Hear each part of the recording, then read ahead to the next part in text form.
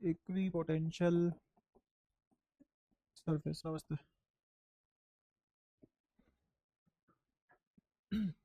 अच्छा, अब ये इक्विपोटेंशियल सरफेस की अगर बात करें तो पॉइंट चार्ज के लिए इक्विपोटेंशियल सरफेस कैसे थे? पॉइंट चार्ज के लिए क्या इक्विपोटेंशियल सरफेस था? क्या कुछ तो पता होगा। चार्ज नेगेटिव और पॉजिटिव उससे मतलब नहीं है। कोई भी अगर पॉइंट चार्ज है उसका इक्विपोटेंशियल सरफेस कैसा बनेगा? मतलब मुझे उन सभी पॉइंट का कलेक्शन चाहिए जो सेम पोटेंशियल पे हो, मतलब उन सभी पॉइंट का कलेक्शन जिनके बीच का पोटेंशियल डिफरेंस जीरो हो। बिल्कुल। क्या?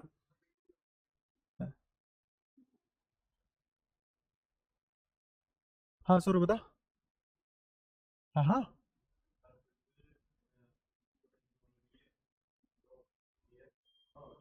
कंडीशन तो मैंने बता दी। कंडीशन में तो कोई दिक्कत ही नहीं है, वो तो बता दी मैंने। मेरे को ये पूछना है शेप क्या होगी उसकी, उस सरफेस की शेप क्या होगी?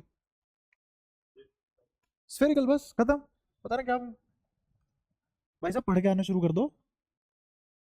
क्यों ऐसा कर रहे हो कि मैं वायलेंट हो जाऊं, थोड़ा सा हाथ पैर पे आ जाऊं, है ना? अभी तो जुबान चल रही है, बढ़िया लग रहा है। कोहनी वगैरह घुटने वगैरह चले क्या बढ़िया तो नहीं लगेगा? कितने होंगे? कितने इक्विपोटेंशियल सरफेस होंगे? अगर कुछ भी पढ़ के नहीं आए हो कोई भी तुम में से, तो छुट्टी कर लो आज की, घर चले जाओ, कोई दिक्कत नहीं है। इन्फाइनाइट। और कोई? सही बोला इसने। दो। मैंने पूछा है पॉइंट चार्ज के लिए इक्विपोटेंशियल सरफेस क्या होगा, बस। अच्छा, तो अगर मैंने दूसरा शेल बना दिया तो इसके इस पॉइंट और इस पॉइंट पे पोटेंशियल अलग अलग होगी, सेम होगी? तो ये भी तो इक्विपोटेंशियल सरफेस हो गया। हाँ, अलग अलग है, मैं वही तो बोल रहा हूँ, कितने इक्विपोटेंशियल सरफेस बन सकते हैं? तुम रिकॉर्डिंग देखना, मैंने यही सवाल नहीं पूछा गया 1 करोड़ बार। तब से ये तो पूछ रहा हूँ यार। कितने होंगे? कभी भी इक्विपोटेंशियल सरफेस के इलेक्ट्रिक फील्ड लाइन कितना एंगल बनाती है? इक्विपोटेंशियल सरफेस से इलेक्ट्रिक फील्ड लाइन कितना एंगल बनाती है? ये कोई सरफेस है? ये भी नहीं, ऐसा कोई सरफेस ले लो। क्या इस पॉइंट पे, अगर इसको एक पॉइंट चार्ज कंसीडर करो, क्या इस पॉइंट से इलेक्ट्रिक फील्ड लाइन ऐसे निकल सकती है कभी भी? इस पॉइंट से इलेक्ट्रिक फील्ड लाइन ऐसे निकल सकती है? नहीं निकल सकती कभी भी। क्यों नहीं निकल सकती? क्योंकि अगर इधर निकल गई तो इसका एक टेंजेंशियल कंपोनेंट आ जाएगा और एक रेडियल कंपोनेंट। बट हमने पढ़ा है इक्विपोटेंशियल सरफेस के टेंजेंशियली इलेक्ट्रिक फील्ड मूव नहीं करता। क्यों? नमस्ते। वहां पे पोटेंशियल डिफरेंस नहीं होता, जहां डेल्टा वी ही नहीं है वहां इलेक्ट्रिक फील्ड लाइन जाएगी क्यों? हो? इलेक्ट्रिक फील्ड लाइन कहां से कहां ट्रेवल करती है? हाई पोटेंशियल से। ये नहीं पढ़ाया क्या? पिछली क्लास बिल्कुल नहीं आती क्या? ईमानदारी से हाथ खड़ा करो, पिछली क्लास कौन कौन पढ़ के आया है, या किस किस ने घर जाके पढ़ी थी? तरीका बताया मैंने तुम्हें पढ़ने का, घर जाके पढ़ी थी? भाई साहब एक का भी रिस्पॉन्स नहीं आ रहा। तो अगर तुम्हें बिल्कुल समझ नहीं आ रहा छोड़ सकते हो, कोई दिक्कत नहीं है। बट ऐसे आके पत्थर की तरह बन के नहीं बैठ जाओगे मूर्ति। इंसानों को पढ़ा रहा हूँ, पत्थरों को नहीं पढ़ा रहा मैं। हाई पोटेंशियल से लो पोटेंशियल कौन जाता है? इलेक्ट्रिक फील्ड लाइन कहां से कहां ट्रेवल करेगी? हाई पोटेंशियल से लो पोटेंशियल। कौन बनाता है इलेक्ट्रिक फील्ड लाइन को? पोटेंशियल डिफरेंस ही तो बनाता है। अगर किन्हीं दो पॉइंट के बीच में कोई पोटेंशियल डिफरेंस है ही नहीं, उन दो पॉइंट के बीच में कोई इलेक्ट्रिक फील्ड लाइन जाएगी? क्या चाहिए इलेक्ट्रिक फील्ड लाइन को जाने के लिए? पोटेंशियल डिफरेंस चाहिए। कहां से कहां? हाई से लो। तो ये पॉइंट है ए, ये पॉइंट है बी। इलेक्ट्रिक फील्ड लाइन अगर मैं बोलूं कि वी ए और वी बी में से वी ए बड़ा है वी बी से, तो कहां से कहां जाएगी लाइन? एरो कहां बनाऊं? ए से बी। कोई दिक्कत? ऐसे जाने में पोटेंशियल घटेगी बढ़ेगी? घटेगी। इलेक्ट्रिक फील्ड की लाइन लॉन्ग चलने से पोटेंशियल घटती है, और अपोजिट जाने से पोटेंशियल बढ़ती है। यही करा हमने पिछली पूरी क्लास में, तब ये तो समझा है इसको। अब मैं कह रहा हूं कि मान लो कोई इक्विपोटेंशियल सरफेस है मेरे पास, कोई इक्विपोटेंशियल सरफेस है। जैसे ये एक इक्विपोटेंशियल सरफेस है, तो मेरे को बताओ इस पॉइंट और इस पॉइंट नाम दे देता हूं ए बी सी। बी और सी के बीच में पोटेंशियल डिफरेंस जीरो। ए और बी के बीच में, सी और डी के बीच में ना के बराबर गैप है, लेकिन पोटेंशियल डिफरेंस। तो क्या यहां से यहां कोई इलेक्ट्रिक फील्ड लाइन बनेगी? तो इसका मतलब इस पूरे सरफेस पे टेंजेंशियल कंपोनेंट आ ही नहीं सकता इलेक्ट्रिक फील्ड का। तो अगर टेंजेंशियल कंपोनेंट जीरो है तो सारा का सारा रिजल्टेंट कहां लाई करेगा? रेडियल डायरेक्शन में। इतना तो वेक्टर पढ़ा होगा ना, कि कोई भी वेक्टर के दो कंपोनेंट टूटते हैं, एक टेंजेंशियल और एक रेडियल। दोनों आपस में 90 डिग्री पे होते हैं, रेक्टेंगुलर कंपोनेंट बोलते हैं इनको। अगर एक कंपोनेंट जीरो है तो सारा का सारा काम किसके पास होगा? दूसरे वाले के पास। तो अगर यहाँ पे टेंजेंशियल जीरो है तो बाकी बचा हुआ सारा किसके पास? रेडियल वाले के पास। तो मेरे को बताओ, अगर मैंने तुमसे सिंपल सा सवाल पूछा था कि क्या इलेक्ट्रिक फील्ड लाइन इस शेप में या फिर इस तरीके से एग्जिस्ट कर सकती है? नहीं। क्यों? क्योंकि मान लो ये कोई टेंजेंट ड्रॉ कर दी मैंने, इस पॉइंट पे क्या ड्रॉ कर दी? टेंजेंट ड्रॉ कर दी। ये मान लो ऐसे कोई टेंजेंट है इस पॉइंट पे, तो एक तो बन गया टेंजेंशियल कंपोनेंट और एक बन गया रेडियल कंपोनेंट। ये एंगल थीटा, मुझे बताइए इक्विपोटेंशियल सरफेस है, इसका टेंजेंशियल इलेक्ट्रिक फील्ड कितना होगा? 0। तो सारे का सारा इलेक्ट्रिक फील्ड कहां जाएगा? रेडियल डायरेक्शन में। तो यहां तो हो ही नहीं सकता, इसका मतलब इलेक्ट्रिक फील्ड कहां होगा सारा का सारा? 90 पे। इसीलिए इस चार्ट से इलेक्ट्रिक फील्ड लाइन ऐसे निकलेगी, ऐसे नहीं निकल सकती कि मान लो मैंने ऐसे निकाल दी यहां से, यहां ये तो जितने भी बनाओगे सारे रेडियस ही बनेंगे, रेडियस टेंजेंट की होती है। कोई भी इलेक्ट्रिक फील्ड लाइन ऐसे नहीं बन सकती। समझ आया? कोई भी इलेक्ट्रिक फील्ड लाइन ऐसे नहीं बन सकती। क्यों? क्योंकि रेडियल अगर ये आ गया तो इसका मतलब इसका टेंजेंट में कंपोनेंट आ जाएगा, और कंपोनेंट आना पॉसिबल नहीं है। तो इसीलिए सारा का सारा कहां होगा? रेडियल डायरेक्शन में। कोई दिक्कत? छोटा सा सवाल पता कहां से शुरू हुआ था जिसके लिए मेरे को पूरा पढ़ाना पड़ गया। पॉइंट चार्ज के इक्विपोटेंशियल सरफेस की शेप क्या होती है? Spherical shell. कितने होते हैं? इनफाइनाइट। इलेक्ट्रिक फील्ड लाइन यहां से यहां क्यों गई? क्योंकि इस वाले की पोटेंशियल ज्यादा थी, इस वाले की पोटेंशियल कम थी, 1 2। तो 1 पे पोटेंशियल ज्यादा है 2 से, तो इलेक्ट्रिक फील्ड लाइन कहां से कहां जाएगी? 1 से 2। इसका मतलब सेंटर पे कैसी रही होगी पोटेंशियल? मैक्सिमम। और इन्फिनिटी पे क्या रही होगी? 0 मिनिमम। तो मैक्सिमम से मिनिमम जा तो रही है इलेक्ट्रिक फील्ड लाइन। क्लियर है? अगर मैं कोई लीनियर एलिमेंट ले लूं, charge linear element, charge linear element मान लो लैम्डा, इसके इक्विपोटेंशियल सरफेस कैसे बनेंगे? Equipotential surfaces will be cylindrical in shape. कैसे? हाँ, वरना 90 का एंगल इस सिलेंडर का हर पॉइंट सेम पोटेंशियल पे होगा। यहां से यहां तक की दूरी आर ए जो भी तुम मानना चाहो, यहां से यहां तक की दूरी, यहां से यहां तक की दूरी, ऐसे सिलेंडर बना हुआ है ना चारों तरफ, तो हर जगह दूरी आर है, हर जगह charge per unit length same है, यूनिफॉर्मली डिस्ट्रीब्यूटेड है। तो इक्विपोटेंशियल सॉरी पोटेंशियल का फॉर्मूला क्या होता है? के क्यू बाय आर। आर बराबर क्यू बराबर के, तो सदैव ही बराबर। तो क्या हर पॉइंट पे पोटेंशियल सेम आ गई? तो कैसे बनेगा शेप में? सिलिंड्रिकल। सिलिंड्रिकल। तो लाइन चार्ज का इक्विपोटेंशियल सरफेस कैसा होगा? Concentric, concentric cylindrical shells. और यहां पे कंसेंट्रिक स्फेरिकल शेल। ठीक है? कितने होंगे? इनफाइनाइट। और इलेक्ट्रिक फील्ड लाइन कैसे होगी? ऐसे आती हुई, क्योंकि डायरेक्शन क्या होनी चाहिए उनकी इक्विपोटेंशियल सरफेस से? 90 डिग्री। कितनी डायरेक्शन होनी चाहिए? मैं प्रूव भी कर सकता हूं मैथमेटिकली। हमने ये तो पढ़ा ही है ना, ई डॉट डी आर बराबर माइनस डीवी पढ़ा है। अगर मैं बोल दूं कि डीवी 0 है तो इसका मतलब क्या हो गया? वो इक्विपोटेंशियल सरफेस हो गया। हो गया? अच्छा, ई डॉट डी आर 0 है तो इसका मतलब E D R cos theta क्या है? 0। हमने कब कहा इलेक्ट्रिक फील्ड 0? इलेक्ट्रिक फील्ड तो 0 नहीं है। क्या नेट इलेक्ट्रिक फील्ड 0 है? नहीं। क्या टेंजेंशियल इलेक्ट्रिक फील्ड 0 है? हाँ। रेडियल ही नेट बना, रेडियल ही नेट बना। तो ये नेट इलेक्ट्रिक फील्ड लिखा हुआ है जो कि हमें पता है मनी मन रेडियल है। डीआर 0 हो सकता है क्या कभी? अरे तुमने खुद अपने सगे हाथों से सगी बुद्धि से एक डीआर लिया, छोटा सा एलिमेंट, कैसे 0 हो सकता है वो? तो डीआर भी 0 नहीं है। बट कोई तो इनमें 0 है ना जिसकी वजह से इक्वल टू 0 आ रहा है, तो कौन बचा 0 होने के लिए? और अगर कोस थीटा 0 आ गया तो थीटा, ये थीटा क्या है? किसके बीच का एंगल है ये थीटा? हाँ, इलेक्ट्रिक फील्ड और डीआर एलिमेंट। तो इसका मतलब जो यहां पे मैंने डीआर लिया, जो यहां पे डीआर लिया, उसके परपेंडिकुलर जाएगा कौन? कहां से प्रूव किया? मैथमेटिकली। कॉन्सेप्चुअली भी समझा दिया, मैथमेटिकली भी समझा दिया। कसर छोड़ रहा हूं मैं कहीं समझाने की? एक एक चीज दो दो तीन तीन तरीके तो बता रखी है और तुम एक भी नहीं याद रख पा रहे, गलत बात है। इसका मत बताते, इसका तो पढ़ा चुका मैं पिछली क्लास में, ये तो बता देते भाई। ले तो ली थी। हाँ, मत्थे में चिपका के घूम, मैं जब भी देखूंगा मैं लेता रहूंगा नमस्ते। नमस्ते में कुछ नहीं रखा, मेरी नमस्ते उसी दिन बढ़िया लगेगी जब तू कुछ कर लेगा, एडवांस वगैरह फोड़। वो परमानेंट नमस्ते है। अरे भाई कहाँ, मैं ये नहीं पढ़ा पा रहा तुम्हें, ये नहीं पढ़ा पा रहा हूँ। हाँ, तो तेरे को अकेले को कैसे पढ़ाऊँ ना, ये भी तो है। तीसरा,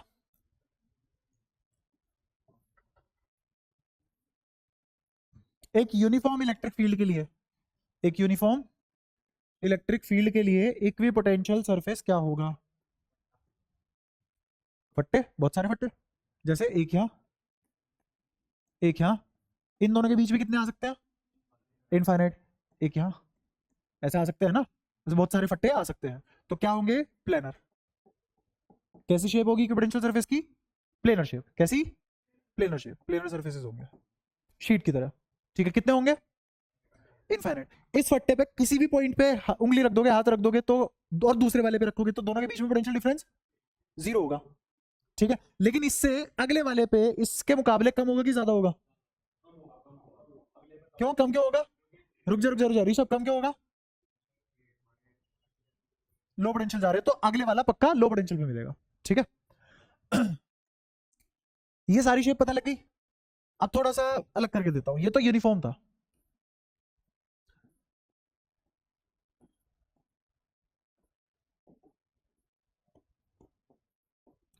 तुम्हारे इलेक्ट्रिक फील्ड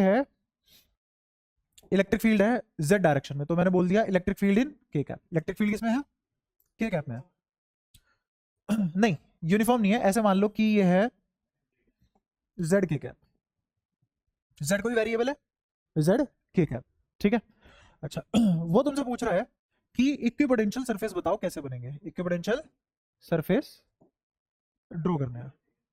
अब भी फट्टे ही बनेंगे, एक्स जेड के पैरेलल। ठीक है, लेकिन इलेक्ट्रिक फील्ड तो बढ़ता जा रहा है। हाँ, वहां तो हर जगह सेम होगा। तो जैसे मान लो यहां कोई इलेक्ट्रिक फील्ड होगा, तो इमेजिन करो ये है जेड एक्सिस और ये है एक्स वाई प्लेन। दिख रहा है एक्स वाई प्लेन? ये है जेड एक्सिस। इस डायरेक्शन में इलेक्ट्रिक फील्ड है, इसके हर पॉइंट पे इलेक्ट्रिक फील्ड सेम होगा। अगर मैं इलेक्ट्रिक फील्ड के परपेंडिकुलर जाऊं, ऐसे जाऊं या ऐसे जाऊं, दिख रहा है? ऐसे जाऊं या ऐसे जाऊं, तो है तो इलेक्ट्रिक फील्ड के परपेंडिकुलर ही ना। तो उस डायरेक्शन में मुझे क्या मिलेगी? पोटेंशियल सेम मिलेगी। पोटेंशियल सेम मिलेगी। क्लियर है? यहां तो कोई परेशानी? तो इसके भी कैसे बनेंगे? प्लेनर। इसके भी कैसे बनेंगे? प्लेनर। जब तुम यूज टू हो जाओगे इस कॉन्सेप्ट के, तब मैं तुम्हें बहुत सारे प्लेन बना के दिखाऊंगा और ये भी बताऊंगा कि इनके बीच का गैप घटता चला जाएगा। इन फट्टों के बीच का गैप घटता चला जाएगा। अभी जानना चाहते हो तो बताओ। शक्लें तो तुम्हारी लग नहीं रही, एक ही जना कह रहा है। और को तो शक्लें देखना औरों की, यहां से देखना, आगे तेरे को पता लग जाएगा। यहां से अगर एबीसीडी पढ़ाने को मन कर जाए इनको, ये तो बहुत दूर की बात है।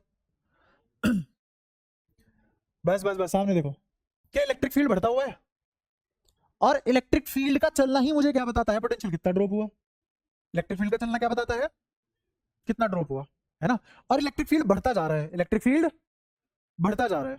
तो मेरे को बताओ, जिस डायरेक्शन में इलेक्ट्रिक फील्ड बढ़ रहा है, जिस डायरेक्शन में इलेक्ट्रिक फील्ड बढ़ रहा है, उस डायरेक्शन में पोटेंशियल घटेगा या बढ़ेगा? इलेक्ट्रिक फील्ड के लोग चलने से पोटेंशियल, इलेक्ट्रिक फील्ड थोड़ा ना घटता है, पोटेंशियल घटता है ना, घटेगा। अब बात करते हैं पोटेंशियल ड्रॉप की। क्या बात करेंगे? पोटेंशियल ड्रॉप की। और तुम्हें शायद थोड़ी सी मैथ्स आती है, ई डॉट डी आर ई क्या होता है? ये माइनस है कि प्लस है? एक्चुअल में आरएचएस में प्लस क्वांटिटी है ना। कब? जब मैं इनिशियल माइनस फाइनल करूं, समझो कब। और अगर मैं फाइनल माइनस इनिशियल करूं तो ये नेगेटिव ही है। क्लियर है? अच्छा तो अब मैं इस डीवी पे ध्यान दूंगा। मैं इसको लिखना चाहता हूं कि V initial minus V final, V initial minus V final. ये ई डॉट डी आर, ये क्या है? ई कितनी दूरी चल के, ई कितनी दूरी चल के कितना पोटेंशियल घटा रहा है। दोबारा पढ़ो इस फॉर्मूले को, ई कितनी दूरी चल के कितना पोटेंशियल घटा रहा है, यही तो बात है। अगर इलेक्ट्रिक फील्ड ज्यादा हुआ, अगर इलेक्ट्रिक फील्ड ज्यादा हुआ तो सेम दूरी चलने पे ज्यादा पोटेंशियल नहीं घटाएगा। मान के चलो कि इसको मैंने लिया 1 mm, इसको लिया 5 न्यूटन पर कूलम, इन टू कर दी, तो पोटेंशियल ड्रॉप कितना आया? 2 पॉइंट के बीच का कितना आया? 5 वोल्ट। समझे? ये 1 mm क्या है? कितना? चलिए इतना इलेक्ट्रिक। तो ये जो 5 वोल्ट का डिफरेंस आया है, किन 2 पॉइंट के बीच का आया? वो पॉइंट जो 1 mm पे रखे हुए हैं। फिर से दिक्कत होगी? तेरे को आ रहा है समझ? बोलते तो हो नहीं तुम कुछ, कि तुम्हें कोई घर वाले पीट पीट के भेजते हैं, ये तुम्हारे सर के अंदर स्टोर डाल के सब चूस लेते हैं कि बेटा एनर्जी नहीं बिल्कुल भी। पढ़ाई करने जा रहे हो, ऐसे कैसे खुश कैसे होके जा सकते हो? पिट के जाओ। क्या पिला दूं? नहीं, रैपट उससे बढ़िया काम करता है, खा के देख कभी। ये 2 पॉइंट है ए और बी, दूरी है 1 mm की, दूरी है 1 mm की, यहां से यहाँ 1 mm कौन चला है इलेक्ट्रिक फील्ड, तो ड्रॉप कितना आ गया 5 वोल्ट का आ गया ना। अगर इलेक्ट्रिक फील्ड कितना है 5 न्यूटन पर कूलम, अगर इलेक्ट्रिक फील्ड 10 न्यूटन पर कूलम होता तो 1 mm चल गया, कितना पोटेंशियल ड्रॉप आता, तो पोटेंशियल ड्रॉप बढ़ नहीं गया, पोटेंशियल ड्रॉप बढ़ नहीं गया। हाँ किस पर डिपेंड करता है, और अगर मैं डी आर बराबर रखूं, अगर मैं डी आर बराबर रखूं तो बताओ क्या होगा, तो ई पे डिपेंड करेगा बस, और अगर ई बढ़ता चला जाए तो पोटेंशियल ड्रॉप भी बढ़ता चला जाएगा, है ना। अब मैं इसको एक और तरीके से समझाता हूं। अब मैं पोटेंशियल ड्रॉप बराबर लिखूंगा, समझना क्या लिखूंगा, ड्रॉप बराबर लिखूंगा और दूरी देखूंगा कितनी आएगी। तो मेरे को बताओ 5 वोल्ट का ड्रॉप यहां कितने पे आया 1 mm पे, अगर इलेक्ट्रिक फील्ड 10 न्यूटन पर कूलम कर दूं, बहुत ध्यान से सुनना, अगर इलेक्ट्रिक फील्ड 10 न्यूटन पर कूलम कर दूं तो यही 5 वोल्ट कितने mm पे आएगा, कान मार रहा हूं खींच के, 5 वोल्ट ड्रॉप आया 1 mm पे, कब आया जब इलेक्ट्रिक फील्ड, यही 5 वोल्ट का ड्रॉप अगर 10 न्यूटन पर कूलम कर दूं इलेक्ट्रिक फील्ड कितने mm पे आएगा, आधे पे, कितने पे आएगा, समझ आ रहा है कि सब पक्का, उधर सौरभ आ रहा समझ गोरा, तो कितने पे आएगा आधे पे। अच्छा अब मैंने 20 कर दी इलेक्ट्रिक फील्ड, 5 वोल्ट का ड्रॉप कब आएगा 1/4 पे, क्या ये दूरियां घटती जा रही है, अगर सेम पोटेंशियल ड्रॉप देखूं तो दूरियां घटती जा रही है, तो अगर इलेक्ट्रिक फील्ड इंक्रीजिंग है तो अब मेरे प्लेन्स पास पास नहीं बनने शुरू हो जाएंगे।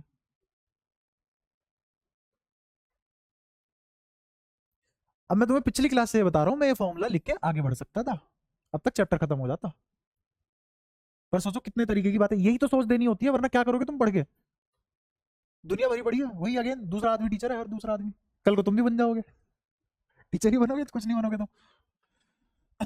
तो फिर फर्क कहाँ आएगा, तुम बच्चे को क्या दोगे, जो किताब में लिखा हुआ है वो, या एक सोच, सोच तो भी नहीं, उसी से सवाल होंगे।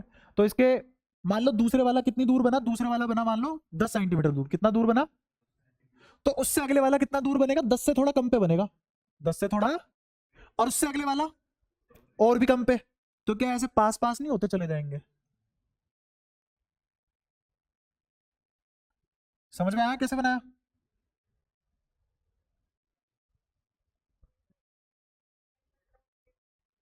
मैं सेम पोटेंशियल ड्रॉप के लिए बना रहा हूं, सेम पोटेंशियल ड्रॉप के लिए बना रहा हूं, तो दूरी घटती जा रही है, तो दूरी घटती जा रही है, ठीक है।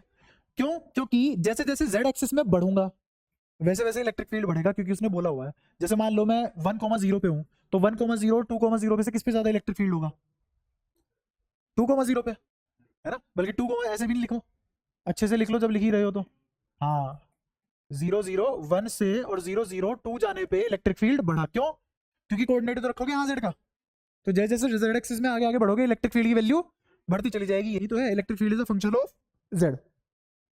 कोई दिक्कत, अगर ऐसी वो वाई में दे दे तो वाई में बन जाएगा, यही बक्सा ऐसे वाई में बन जाएगा, और दो इक्विपोटेंशियल सरफेस के बीच की दूरी घटती चली जाएगी, दो इक्विपोटेंशियल सरफेस की दूरी घटती चली जाएगी, समझ आ रहा है। ऐसी अगर एक्स एक्सिस में दे दे तो सेम बक्सा एक्स एक्सिस में बन जाएगा, और आगे चल जैसे जैसे आगे चलते चले जाएंगे दो इक्विपोटेंशियल सरफेस के बीच की दूरी कम होती चली जाएगी। तो तुम्हारे साथ में ऐसे भी तो कर सकता है, मान लो उसने दे दिया E = -x i कैप, अब बताओ क्या यही ट्रेन एक्स एक्सिस में बन जाएगी, और अब जैसे जैसे आगे बढ़ेंगे वैसे वैसे किन्हीं दो इक्विपोटेंशियल सरफेस के बीच की दूरी बढ़ती चली जाएगी। तो अभी तो क्लोज होते जा रहे हैं, देखो दो प्लेन आपस में पास आते जा रहे हैं, जब तुम इसके हिसाब से बनाओगे तो ये प्लेन शुरुआत में पास पास होंगे और आगे चलते चलते इनकी दूरी बढ़ती चली जाएगी। तो इसका डायग्राम कैसे बनाओगे, इसका डायग्राम ऐसे बन जाएगा, एक प्लेन ये हो गया दिख रहा है, फिर उससे अगले वाला प्लेन ये हो गया, फिर इनके बीच की दूरी बढ़ गई, फिर इनके बीच की दूरी और बढ़ गई,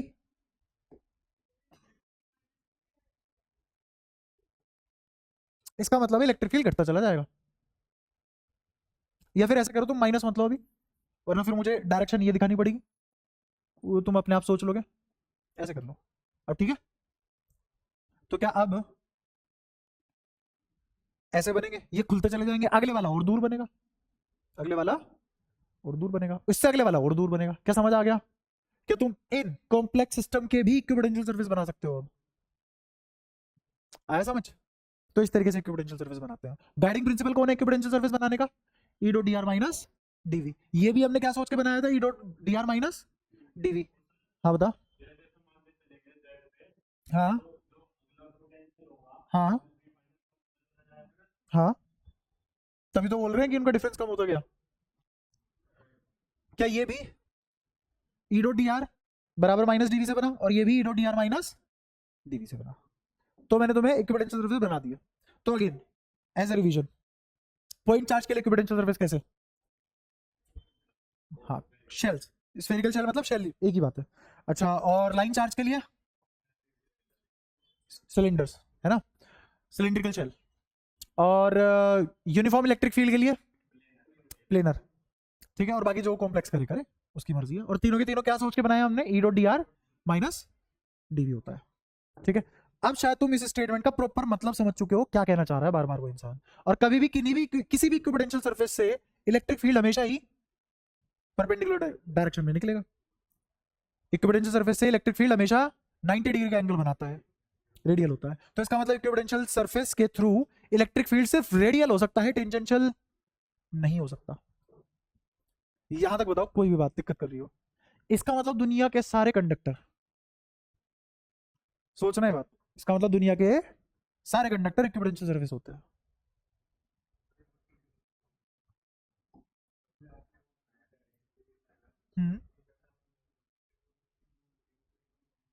हाँ, इन्फिनिटी पे जाके तुम्हें पता ही नहीं पड़ेगा एक इक्विपोटेंशियल सरफेस से दूसरे इक्विपोटेंशियल सरफेस कितना दूर है, तुम्हें लगेगा एक ही है सब कुछ, ठीक है। और बताओ किसी को कुछ पूछना हो? शेल ले लो चाहे सॉलिड ले लो, फर्क नहीं पड़ता। नहीं, कैसे भी शेप का ले लो,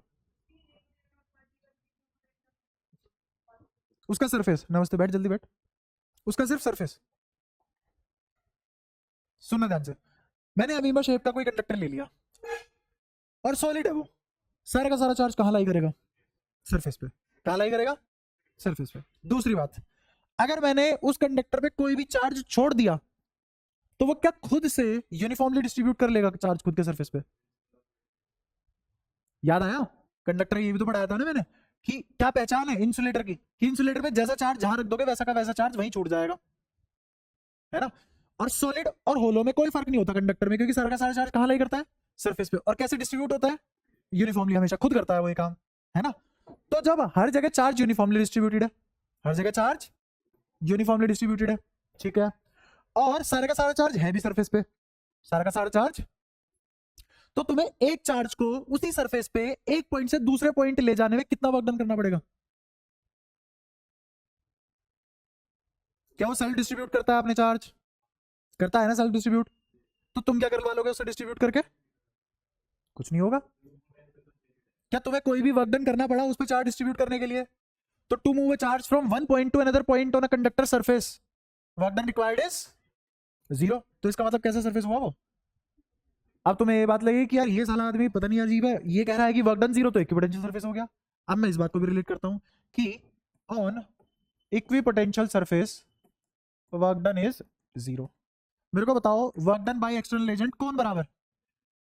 डेल्टा यू। समझ पा रहे हो? और डेल्टा यू कौन बराबर? सही बात है। और मैंने कहा ये तो जीरो है, ये तो जीरो है, तो अगर ये जीरो है तो ये आदमी भी जीरो है, और अगर ये आदमी जीरो है तो V final minus V initial या V initial minus V final zero है। जीरो कह रहा हूं, बराबर है। और अगर बराबर है तो ऐसी ही क्वांटिटी को क्या बोलते हैं? कांस्टेंट। और कांस्टेंट मतलब डेल्टा वी ही तो जीरो था, क्यों थोड़ी ना जीरो हो जाएगा? मैंने कब कहा चार्ज जीरो है? चार्ज तो है उसमें। तो इसका मतलब डेल्टा वी जीरो भी एक और तरीके से सीख सकते हैं हम कि वर्क डन जीरो होता है। अगर किसी सरफेस पे मुझे चार्ज को एक जगह से दूसरी जगह ले जाने में कोई वर्क डन नहीं करना पड़ रहा, तो इसका मतलब वो कैसा सरफेस था? इक्विपोटेंशियल सरफेस था। जैसे तुमसे कोई बोल दे कि ये कोई इक्विपोटेंशियल सरफेस है, ये कोई इक्विपोटेंशियल सरफेस है, एक चार्ज को, और ये सॉलिड है, कैसा है? सॉलिड। एक चार्ज को यहां से यहां लाया, यहां से यहां लाया, यहां से यहां लाया, फिर यहां से यहां ले आया। बताओ ए से बी तक लाने में क्या वर्क डन करना पड़ा? जीरो। कितना वर्क डन करना पड़ा? जीरो, खत्म बात। तो work done is work done A B कितना 0। अच्छा इलेक्ट्रिक फील्ड या फिर इलेक्ट्रिक फील्ड छोड़ो, इलेक्ट्रोस्टैटिक फोर्स कैसा फोर्स है, conservative non conservative? Electrostatic force is conservative. अगर इलेक्ट्रोस्टैटिक फोर्स कंजर्वेटिव है, अगर इलेक्ट्रोस्टैटिक फोर्स कंजर्वेटिव है तो इसका मतलब उसके थ्रू किया गया वर्क डन पाथ पे डिपेंड नहीं करेगा। ये बात मैं पहले भी बता चुका हूं कि ये मार्कर ऐसे गिरता या ऐसे गिरता, work done by gravity same रहता। मेरे थ्रू वर्क डन अलग हो सकता है, मेरे through work done, but by gravity work done same होगा। तो इसका मतलब work done by conservative forces are independent of path, are independent of path. तो मैंने कोई इलेक्ट्रिक फील्ड लिया और एक चार्ज को मैं पहले ए से बी लाया, सुनते रहना ध्यान से, एक चार्ज को पहले ए से बी लाया, फिर बी से उसको सी लेके गया, ये है 3 मीटर, ये है 4 मीटर, हाँ मैं लेके जा रहा हूं, ठीक है। ये इलेक्ट्रिक फील्ड कैसा, यूनिफॉर्म। तो work done by electrostatic field बताओ कितना लगा। पहले यहां से यहां तक का वर्क डन निकालोगे,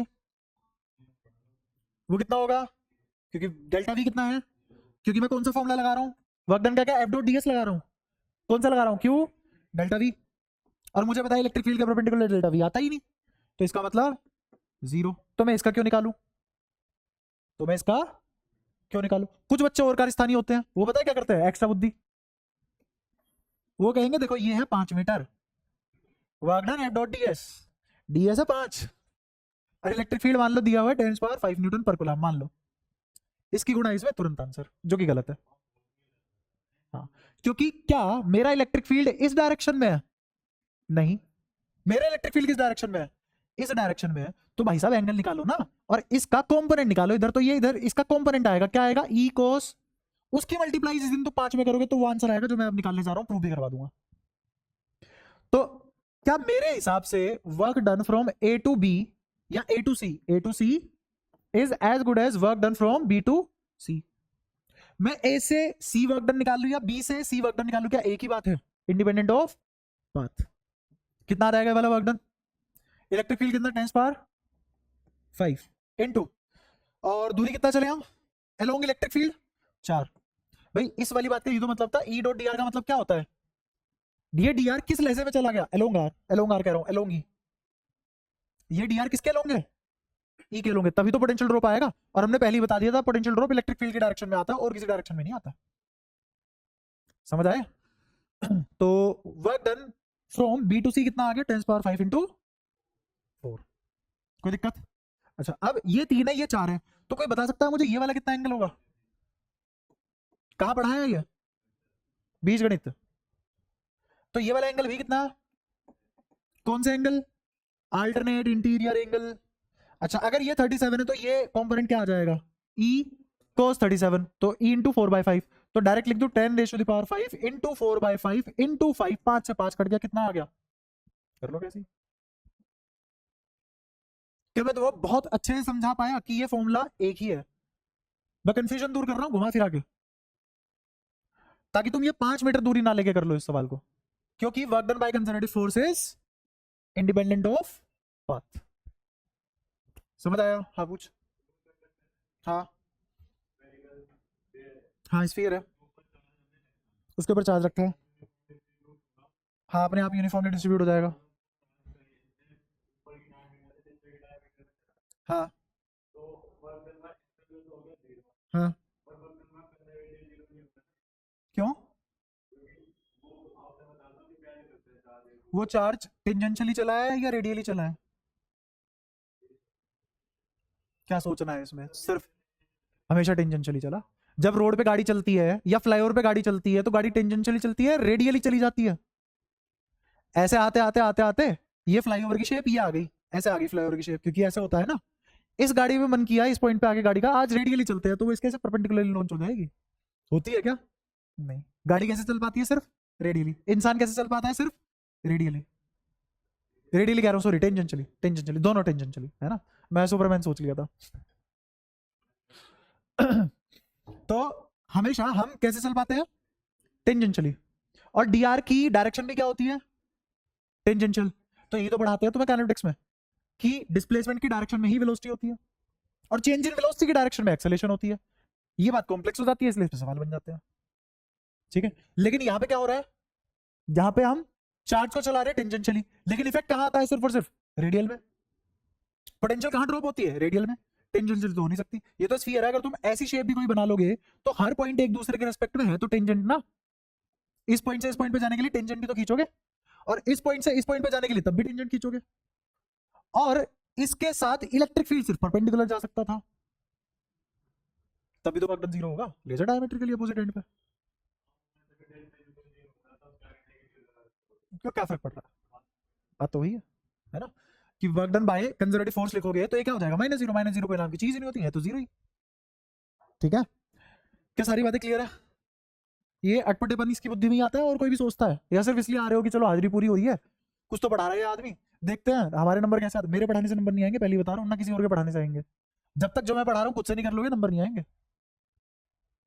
तुम्हें मिल गए होंगे तुम्हारे 30 में से नंबर, अभी पिछले से पिछले तो मिल तो गए थे। ये चाह रहा है इसके नंबर बता दिया जाए पूरी क्लास में। हाँ, स्कूल में 20 का हो रहा है, 30 का कहाँ हो रहा है। मैं तो पता नहीं क्या क्या बना दूं, तुम कब दोगे टेस्ट। हाँ, ये आउटर डायमीटर इनर डायमीटर क्या होती है, एक मिनट, अरे शांत रहो। हाँ, तो ये इनर आउटर क्या होता है, डायमीटर डायमीटर होती है ना स्फीयर की, तो इनर आउटर कहाँ से आ गई इसमें, स्फीयर के बाहर कौन सी डायमीटर होती है।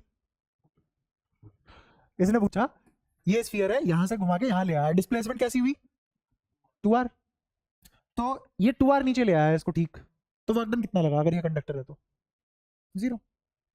ठीक है, कोई दिक्कत, क्या यहां तक सारी बातें सीख चुके हो फिर से। इसके अंदर कोई, किसके अंदर, अगर पोटेंशियल ना होता इलेक्ट्रिक फील्ड लाइन कैसे निकल जाती है ऐसे, पोटेंशियल है पर हर पॉइंट पे सेम है। हाँ, अंदर निकालना सिखाऊंगा, अंदर सिखाऊंगा निकालना। अभी मैं ये बात नहीं कर रहा किस पॉइंट पे कितना पोटेंशियल है, मैं बस ये फील करने को कह रहा हूँ कि ये काम कैसे चल रहा है। वो अभी पढ़ा दूं या जब आएगा तब पढ़ाऊं, जब आएगा तभी तो पढ़ेंगे। क्या इसके ऊपर कोई पोटेंशियल नहीं है, ऐसा कहना सही है, गलत बात है। क्यों गलत है, डेल्टा V0 है, कभी नहीं कहा मैंने V0 है, क्या 0 है, V0 नहीं है, और डेल्टा V किस डायरेक्शन में 0 है, टेंजेंशियल, रेडियल में थोड़ी ना डेल्टा V0 है, इलेक्ट्रिक फील्ड वहां भी नहीं आती, तो इसका मतलब इलेक्ट्रिक फील्ड भी है यहाँ और पोटेंशियल भी है, बट पोटेंशियल कैसी है, इक्वल, तो सरफेस कैसा हुआ, इक्विपोटेंशियल। अब सीख गए पक्का, ऐसे हर क्लास में सीखते हो, अगली क्लास में कुछ नहीं बताते हो। ठीक है, मैं 3 बातें लिखूंगा। पहली बात, इलेक्ट्रिक फील्ड कहां नॉट डिफाइंड होता है। अच्छा, चार्ज का इफेक्ट किससे बताया जा सकता है, कौन सी 2 क्वांटिटी है जिससे चार्ज का इफेक्ट बताते हैं, इलेक्ट्रिक फील्ड लाइन और पोटेंशियल। अच्छा, और इलेक्ट्रिक फील्ड कहां नॉट डिफाइंड होता है, पॉइंट चार्ज लोकेशन पे, पॉइंट चार्ज लोकेशन पे। अच्छा, इलेक्ट्रिक फील्ड और पोटेंशियल किसी सरफेस पे निकाले जाते हैं, किसी एरिया पे निकाले जाते हैं, किसी स्पेस में निकाले जाते हैं, किसी पॉइंट पे निकाले जाते हैं, किसी पॉइंट पे निकाले जाते हैं। तो जिस पॉइंट पे इलेक्ट्रिक फील्ड नॉट डिफाइंड है और इलेक्ट्रिक फील्ड चार्ज के इफेक्ट को डिफाइन करता है, तो पोटेंशियल भी तो नॉट डिफाइंड होगा उधर। क्या दोनों एक ही पॉइंट, क्या दोनों ही पॉइंट पे डिफाइन होते हैं, किसी दोनों क्वांटिटी किसी पॉइंट पे डिफाइन होती है, और दोनों के दोनों किसी चार्ज का इफेक्ट बता रहे होते हैं। किसी पॉइंट पे इलेक्ट्रिक फील्ड नॉट डिफाइंड हो गया, वो कौन सा पॉइंट होगा, point charge location. At point charge location electric field is not defined. क्या हुआ, क्यों परेशान है, बुखार हो रहा है, कर दे भाई थोड़ा सा मंदा कर दे। ये 15 मिनट पहले आके किया करी सेटअप, ना कि 15 मिनट लेट आ गया, डिस्टर्ब होती है ना क्लास।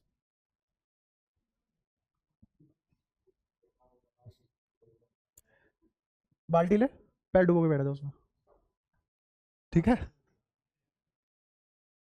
ये देखो नाखून ऐसे काटते हैं, देख अगर मैं बोलना चालू हो गया आधा घंटा खत्म हो जाएगा और समझते रह जाएंगे। तुझे नहीं पता किस पे हंसेंगे, तो मैं क्या करूंगा, तू क्या कर रहा है अभी, क्यों ही ऐसी दे रहा है कि लो कर दो मुझे खत्म। हाँ, तो क्या बात कर रहा था मैं, पॉइंट चार्ज लोकेशन, तो electric field point charge location पे नॉट डिफाइंड है, तो पोटेंशियल भी पॉइंट चार्ज लोकेशन पे नॉट डिफाइंड होगा। तो E and V are not defined at point charge location. ठीक है। दूसरी बात हमने ये भी पढ़ी थी कि पॉइंट चार्ज नाम की तो कोई चीज ही नहीं होती, point charge does not exist. तीसरी बात हमने क्या पढ़ी थी कि जब पॉइंट चार्ज होता ही नहीं तो E and V are always defined everywhere. ठीक है। ये तीनों बातें अलग अलग है और इंडिपेंडेंट है, समझना। ये तीनों बातें अलग अलग है और जैसे एक छोटे से एग्जांपल की बात करूं कि दूर से देखा तो गंजे उछल रहे थे और पास जाके देखा तो अंडे उबल रहे थे, है ना। सुनिए कहावत। तो जब तुम दूर से देख रहे हो तो वो कौन है? दूर से देखने पे कौन है वो? पास जाके देखने पे क्या है? दोनों एक साथ तो एग्जिस्ट नहीं कर सकते। तुम दूर से देख रहे हो, तुम्हें नहीं पता ना वो गंजे है कि अंडे है, तुम्हें क्या लग रहे हैं? गंजे। और क्या पता सच में गंजे हो, है ना।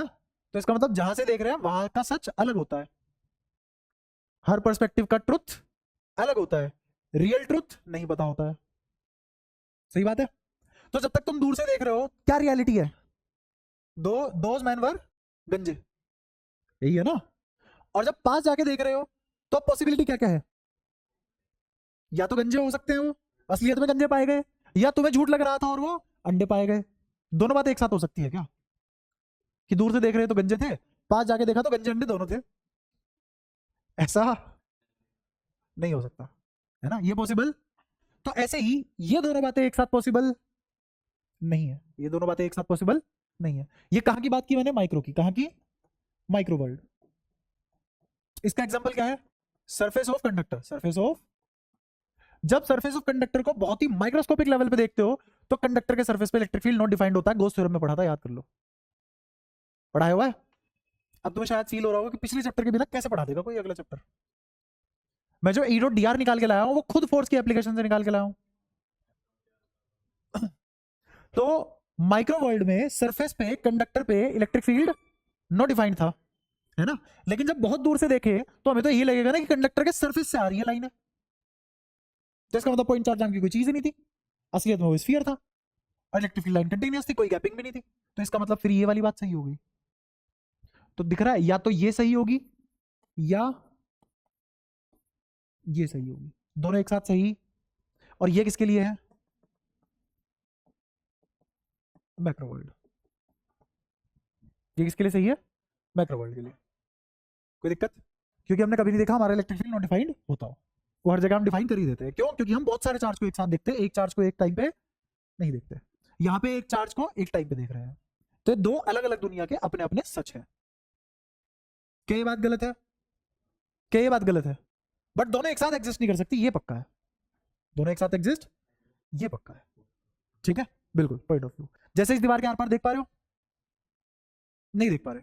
एटॉमिक लेवल पे चले जाओ, क्या तब देख पाओगे? हाँ, तब देख पाओगे। क्यों? क्योंकि जब तुम खुद एटॉमिक लेवल पे चले जाओगे तो तुम्हें इस दीवार के दो एटम के बीच में बहुत गैप दिखेगा। जब तुम दो एटम के बीच का गैप देख पा रहे हो, दीवार कौन सी आर पार हो, मतलब तुम्हारे लिए कोई चीज ओपेक है ही नहीं, है ना। मतलब ऑक्सीजन मॉलिक्यूल तुमसे बड़ा है, क्योंकि तुम एटॉमिक लेवल पे हो ना। ऑक्सीजन मॉलिक्यूल तुमसे बड़ा है साइज में। जब एटॉमिक मतलब ऑक्सीजन ही तुमसे बड़ी है तो लोग है क्या नाक के अंदर?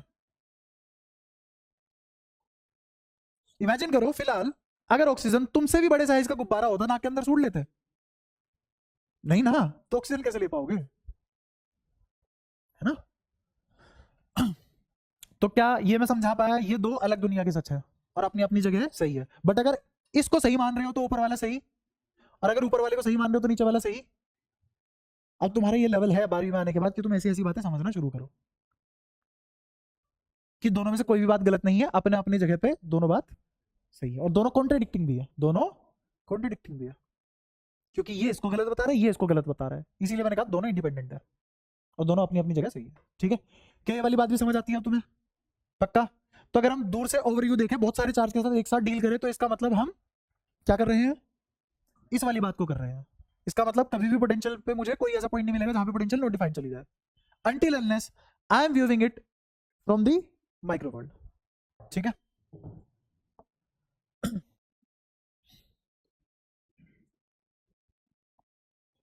और क्या करा सकता हूँ मैं? क्या? नहीं, बता। ये मैक्रो वर्ल्ड है। हाँ, उसके सरफेस पे तू नहीं पता कर पाएगा कि इलेक्ट्रिक फील्ड नॉट डिफाइंड था। हाँ, तो भी कैसा वर्ल्ड है वो? मैक्रो। और तुझे दिखेगी कि इस पॉइंट चार्ज से लाइन गैप छोड़ के निकल रही है, तुझे दिखेगा ये? नहीं। हाँ, तो मैक्रो में है, तो मैक्रो में क्या होगा? मैक्रो में तो उस सरफेस से भी इलेक्ट्रिक फील्ड लाइन निकलेगी, तो उनकी कोई वैल्यू होगी। वहां पे इंटेंसिटी को मेजर कर पा रहा हूं मैं। कौन सी दुनिया से? मैक्रो से। ठीक है, और बताओ कोई दिक्कत यहां तक? पक्का? जितना समझाया उसकी सेवा पानी पूरी है।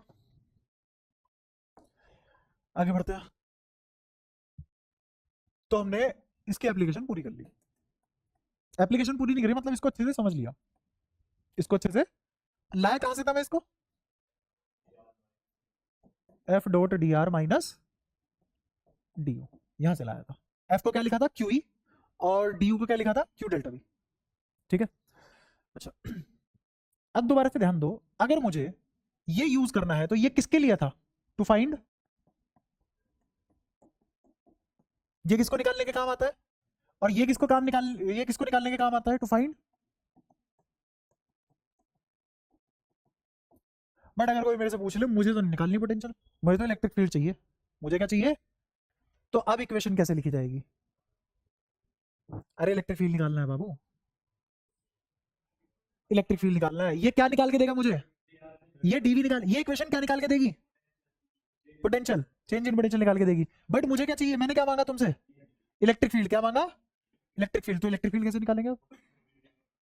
हाँ, तो मैं क्या करूंगा? ई को लिखूंगा माइनस डीवी बाय, बट ये कैसी क्वांटिटी? ये vector.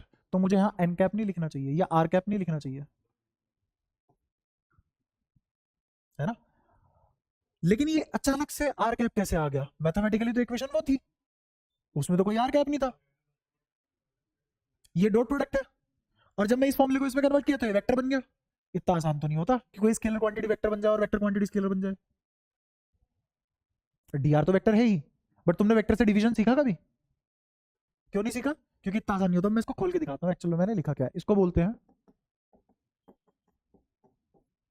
Electric field is potential gradient. क्या बोला जाता है? Electric field is potential gradient. Electric field is potential gradient. अब एक ग्रेडियंट फंक्शन होता है। ग्रेडियंट एक फंक्शन भी नहीं, ऑपरेटर होता है। ग्रेडियंट क्या है? एक ऑपरेटर। क्या है? एक ऑपरेटर। बोले तो कोई जानता है तुम में से ऑपरेटर किसको बोलते हैं? हाँ, मैथमेटिकल इंटरेक्शन करवाता है किन्हीं भी दो फंक्शनों के बीच। अब वो फंक्शन कॉन्स्टेंट भी हो सकता है, जैसे 2 और 5। 2 में 5 जोड़ दिया, तो ऑपरेटर का नाम क्या है? एडिशन। ऑपरेटर का नाम क्या है? एडिशन। उसका सिंबल क्या है? प्लस। दो कांस्टेंट फंक्शन को घटाना है, तो जैसे 10 माइनस 3, तो इसका मतलब ऑपरेटर कौन सा यूज किया तुमने? सब्ट्रैक्शन। 7 या 21, तो जो बीच में आया मल्टीप्लिकेशन, वो क्या है? एक ऑपरेटर। ऐसी डिवीजन भी क्या है? एक ऑपरेटर। ऐसी लेस देन क्या है? एक ऑपरेटर। ग्रेटर देन क्या है? एक ऑपरेटर। इक्वल टू क्या है? एक ऑपरेटर। ये सब मैथमेटिकल ऑपरेटर है। क्या है सब? इंटीग्रेशन भी क्या है? एक ऑपरेटर। डिफरेंशिएशन भी क्या है? एक ऑपरेटर। किसी भी चीज का डी बाई डी एक्स निकालोगे तो वो ये क्या लिखा हुआ है? डी बाई डी एक्स क्या लिखा हुआ है? डी बाई डी एक्स क्या लिखा हुआ है?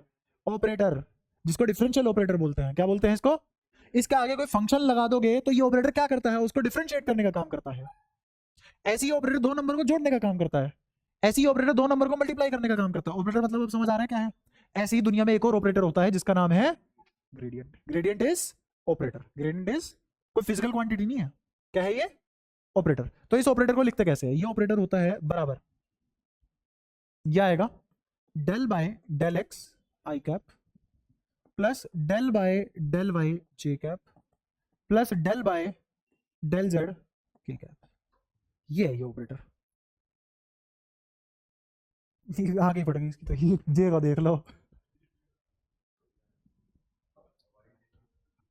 अब अगर मैं इसके आगे कोई भी फंक्शन लिख दूं, इस ऑपरेटर के आगे कोई भी फंक्शन लिख दूं, सुनते रहो, इस ऑपरेटर के आगे कोई भी, तो इसका मतलब क्या है? मैं एफ एक्स का क्या ले रहा हूं?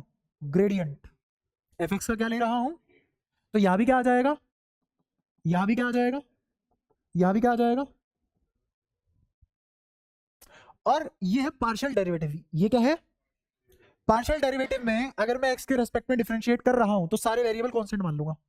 एक्स को छोड़ के, अगर मैं y के रेस्पेक्ट में पार्शियल डेरिवेटिव कर रहा हूं तो y को छोड़ के सारे वेरिएबल, अगर मैं z के रेस्पेक्ट में डिफरेंशिएट कर रहा हूं तो z को छोड़ के सारे वेरिएबल, तो ये सिर्फ और सिर्फ x का फंक्शन है, तो क्या आएगा आंसर 0, क्योंकि कांस्टेंट का डिफरेंशिएशन, इसका आंसर क्या आएगा 0। अगर मैं यहाँ पे फंक्शन ले लेता, अगर मैं यहाँ पे फंक्शन ले लेता एफ एक्स वाई जेड, इसका मतलब मेरा फंक्शन किस पे डिपेंड कर रहा है, तीनों पे। किस पे डिपेंड कर रहा है, तीनों पे। तो यहाँ पे भी क्या आ जाता है, इधर भी del by del X F X Y Z. ये बहुत मेहनत लग रही है लिखने में, लिखता नहीं हूँ मैं जनरली, आलस होता है इसमें बहुत, और तुम इसको भी बर्बाद करके आओगे अगली क्लास में, देख लेना। और अगली क्लास में पक्का चप्पल से चेत रहूंगा, चप्पल मेरी भारी है, लगती बहुत तेज है। और अगर मुझे इतना पता है तो इसका मतलब ये भी समझ लो कि मैंने मारी तो हुई है, तो मेरे को दिक्कत भी नहीं आएगी। सामने वाले की आवाज से पता लगती है ना, जैसे इसको चोट नहीं लगेगी, जैसे इसको चोट नहीं लगेगी, इसको चप्पल मारो नहीं लगेगी ना, तो इसके मुंह से कोई आवाज नहीं आएगी, है ना। सोचो पड़ेगा, ये समझ आया तुम्हें। तो इन शॉर्ट इसका मतलब ये है del by del X I cap plus del by del Y J cap del by del Z, और जो यहां इसके आगे फिल होगा वही इन सब के आगे फिल हो जाएगा, और सोल्व कर लेंगे उसको। अब पार्शियल डेरिवेटिव कैसे लेते हैं, पार्शियल डेरिवेटिव कैसे लेते हैं वो और सीख लो, वो अगले पेज पे सिखा रहा हूं।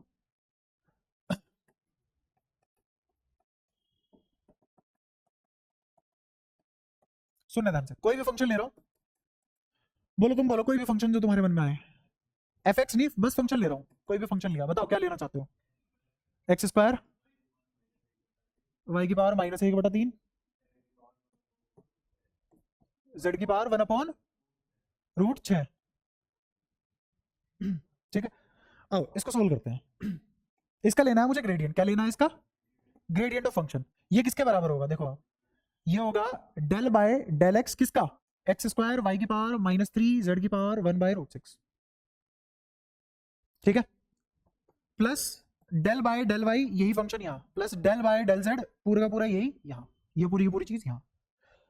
अगर मैं एक्स के रेस्पेक्ट में डिफरेंशिएट करूं तो कौन कौन कांस्टेंट हो जाएगा, वाई और जेड कांस्टेंट, तो ये तो एज इट इज बाहर आ जाएंगे फंक्शन से। अंदर क्या बचेगा 2x, ये तो आता होगा ना एक्स स्क्वायर का डिफरेंशिएशन, ऋषभ डिफरेंशिएशन आता है पक्का ना, ठीक है। तो शांत बैठा रहता है ना बहुत ज्यादा, तो लगता कुछ भी नहीं आ रहा।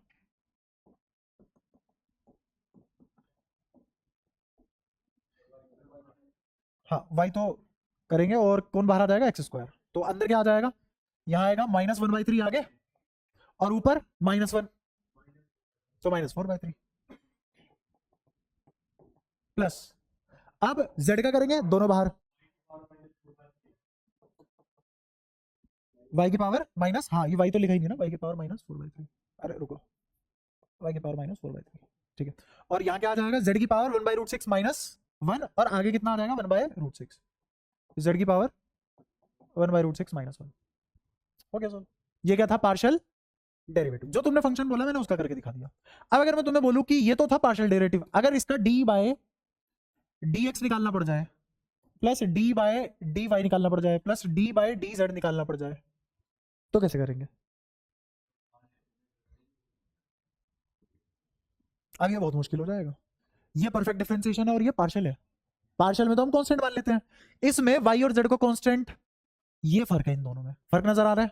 तो अगर मैं सिर्फ और सिर्फ dy dx करके दिखाऊं, तो मैं क्या करके दिखाऊं, dy dx करके दिखाऊं इस फंक्शन का, इसको मैंने ब्रैकेट नाम दे रखा है, ठीक है। तो देखो क्या आएगा, पहले एक्स स्क्वायर को करेंगे डिफरेंशिएट, कितना आएगा 2x, हो गया अलग।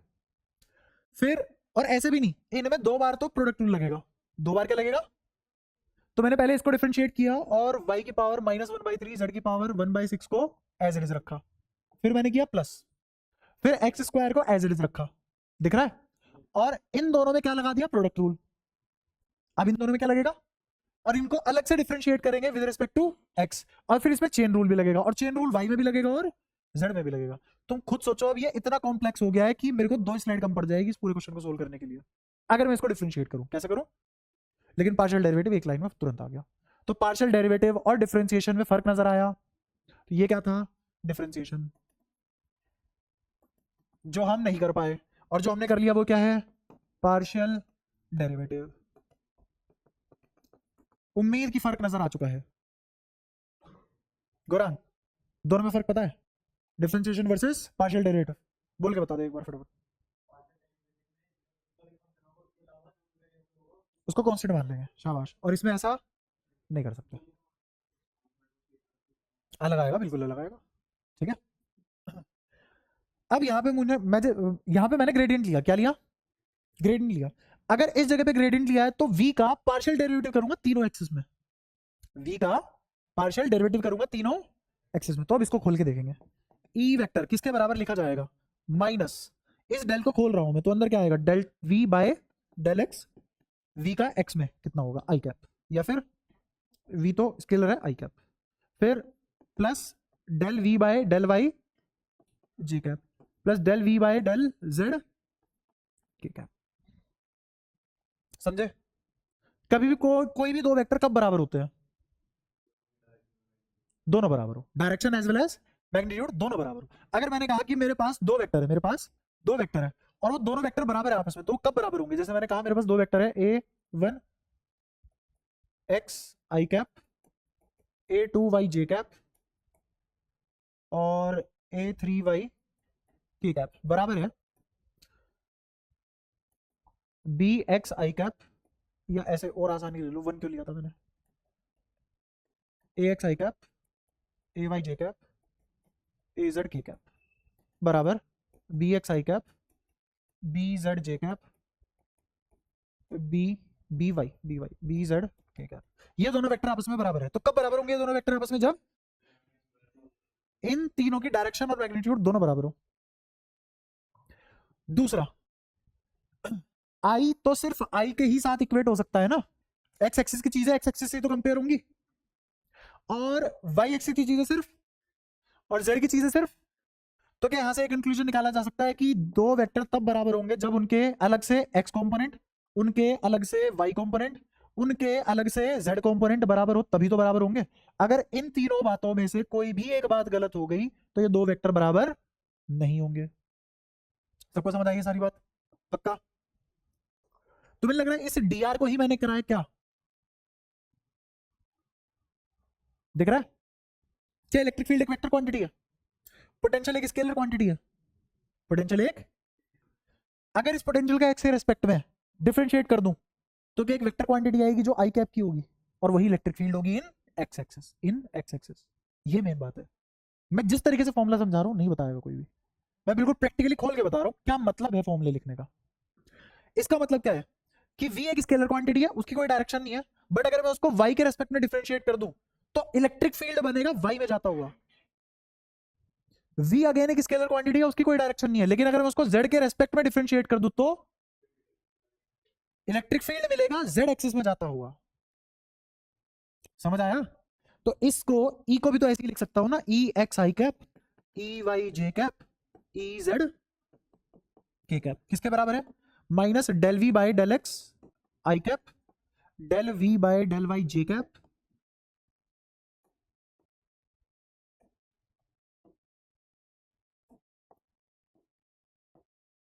Minus del v by del z k cap. ये दोनों वेक्टर क्वांटिटी है। v वेक्टर है क्या? v वेक्टर नहीं है, but dv by dx vector है क्या? है। किसके बराबर है वो? इलेक्ट्रिक फील्ड के बराबर है। कौन से वाले? x वाले। और दो वेक्टर तभी बराबर होते हैं जब उनके x component, y component, z component आपस में बराबर हो। तो इसका मतलब क्या मैं यहां से एक कंक्लूजन निकाल सकता हूं? ई एक्स किसके बराबर होगा? Del V by del X के। ई वाई किसके बराबर होगा? Del V by del Z के, और माइनस लगी रहा है। ऐसे ही ई जेड किसके बराबर होगा? Minus del V by del, यहां पे वाई आएगा, यहां पे जेड। ये बात भी समझ आती है? और जैसे ही तुम इसके ऊपर तीर लगा दोगे तो यहां क्या आ जाएगा? यहां तीर लगते क्या आ जाएगा? और यहां तीर लगते क्या आ जाएगा? इन सब को, इन तीनों को क्लब कर दूं तो क्या बन जाएगा? ये वाला फॉर्मूला। तो तुम्हें यहां से यहां से यहां पहुंचना आना चाहिए। ठीक है? मान लो ये जीरो आ गया, इसका मतलब एक्स एक्सिस में कोई इलेक्ट्रिक फील्ड नहीं था, इसका मतलब एक्स में पोटेंशियल नहीं बदला। हाँ, चेंज इन पोटेंशियल जीरो आ गया, मतलब पोटेंशियल सेम है, और अगर पोटेंशियल सेम है तो एक्स एक्सिस में कोई इलेक्ट्रिक फील्ड नहीं है। ऐसे ही इसका मतलब भी समझ गए? इसका मतलब भी समझ गए? पक्की बात है? श्योरिटी है इस बात की? ठीक है। जैसे अगर छोटा सा सवाल पूछ लूं, v बराबर एक्स स्क्वायर प्लस 2x, बताओ इलेक्ट्रिक फील्ड किसके बराबर? डिफरेंशिएट कर दो तो कितना आ जाएगा? -2x + 2। और क्या इलेक्ट्रिक फील्ड सिर्फ एक्स एक्सिस में आएगा? अगर मेरे से कोई मांगे ई वाई कितना है तो क्या लिखूं? ई जेड कितना है? आ गया मुझे। अगर मैंने लिखा v बराबर X square Y plus Y square Z, तो बताओ ई एक्स कितना? y तो बाहर आ गया 2x, और ये 0, x है ही नहीं उसमें, बाकी सब कांस्टेंट। ऐसे ही ई वाई कितना? और ये माइनस का, हाँ माइनस का X square as it is, Y का 1 और इसका 2y और z। क्या ये लिखना सही है? हाँ बिल्कुल, y का करेंगे z को कांस्टेंट, और ये पूरे का पूरा किस में है? और बताओ इसके बारे में, क्या पहले वाला 0 फिर माइनस वाई स्क्वायर और z का 1, तो कितना आ गया? ठीक है। इसका मतलब ये एक्सप्रेशन, ये पोटेंशियल, मुझे एक्सप्रेशन पढ़ती क्या तुम्हें फील नहीं आ गई? तीनों एक्सिस में इलेक्ट्रिक फील्ड था। तो सिर्फ एक मैथमेटिकल एक्सप्रेशन ऑफ पोटेंशियल से दुनिया भर की बातें पता लग जाती है। इसलिए मैथ्स और फिजिक्स दोनों साथ में लेकर चलना जरूरी है सवाल करना है तो। ठीक है, मुझे ये एक्सप्रेशन पढ़ती क्या फील आ गई कि इलेक्ट्रिक फील्ड एक्स में भी है, वाई में भी है, और इसका मतलब मेरा पोटेंशियल तीनों में चेंज हो रहा है, पोटेंशियल तीनों का फंक्शन है। अगर मेरा पोटेंशियल सिर्फ एक्स का फंक्शन है तो इलेक्ट्रिक फील्ड भी सिर्फ एक्स में ही दौड़ सकता है, वो भी घटते पोटेंशियल या बढ़ते पोटेंशियल की डायरेक्शन में, घटते पोटेंशियल की डायरेक्शन में। क्लियर है? अब पूछ, अरे पूछ। हाँ बता बता, अरे हाँ ठीक है जल्दी बोल। सिर्फ एक्स एक्सिस में वेरी कर रही है, कौन? इलेक्ट्रिक फील्ड सिर्फ एक्स में एग्जिस्ट कर रही है बस।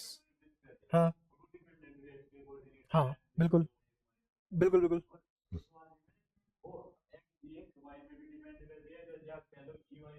हाँ वाई का भी आ रहा है बिल्कुल। तो अब यहाँ पे इलेक्ट्रिक फील्ड का डायग्राम नहीं बना सकते तुम, ये अब इमेजिनेशन से बाहर चलेगी, और जो चीज हमारी इमेजिनेशन से बाहर जाती है वो मैथ्स पे आ जाती है। तुम इसका डायग्राम इमेजिन नहीं कर सकते, ये कह रहा हूं मैं, तुम इसका डायग्राम इमेजिन नहीं कर सकते। हाँ बिल्कुल, जैसे अगर मैं तुमसे बोलूं कि अगले पेज पे देखो, थोड़ा सा और देख लो, तुम्हें फील आ जाएगी। मैंने तुम्हें एक तो फॉर्मूला पढ़ाया ई डॉट डी आर किसके बराबर है? माइनस डीवी के। और एक मैंने पढ़ाया कि ई किसके बराबर होता है? Minus minus gradient of V, gradient of V. कोई दिक्कत है? जिसको हम ऐसे भी लिख देते हैं ई बराबर minus D V by D R. अगर मैग्नीट्यूड हो तो आई कैप जे कैप लगाने की जरूरत ही नहीं है। कोई दिक्कत यहां तक? अच्छा, इसको ध्यान से देखो, इसको ध्यान से देखो। क्या तुम्हें ऐसा नहीं लग रहा कि कोई कह रहा है वाई डॉट डी एक्स, कोई कह रहा है वाई डॉट डी एक्स? ये तो छोटे छोटे है ना, अगर मैं दोनों साइड इंटीग्रेट कर दूं, दोनों साइड इंटीग्रेट कर दूं, तो क्या ये भी इंटीग्रेशन है? और integration of Y dot D X क्या बताता है? एरिया अंडर कर्व, जिस पे जैसे मान लो वाई वर्सेस एक्स की कोई तो इक्वेशन होती होगी। वाई किसका फंक्शन है यहाँ? एक्स का। वाई किसका फंक्शन है? जैसे मैंने कहा वाई बराबर एक्स स्क्वायर, तो आंसर कैसा आएगा इसका? ऐसा। तो इसके नीचे का जो भी एरिया होगा वो मेरे को क्या बताएगा? पोटेंशियल। क्या बताएगा? पोटेंशियल। क्योंकि वाई पे कौन है? इलेक्ट्रिक फील्ड, और एक्स पे कौन है? आर।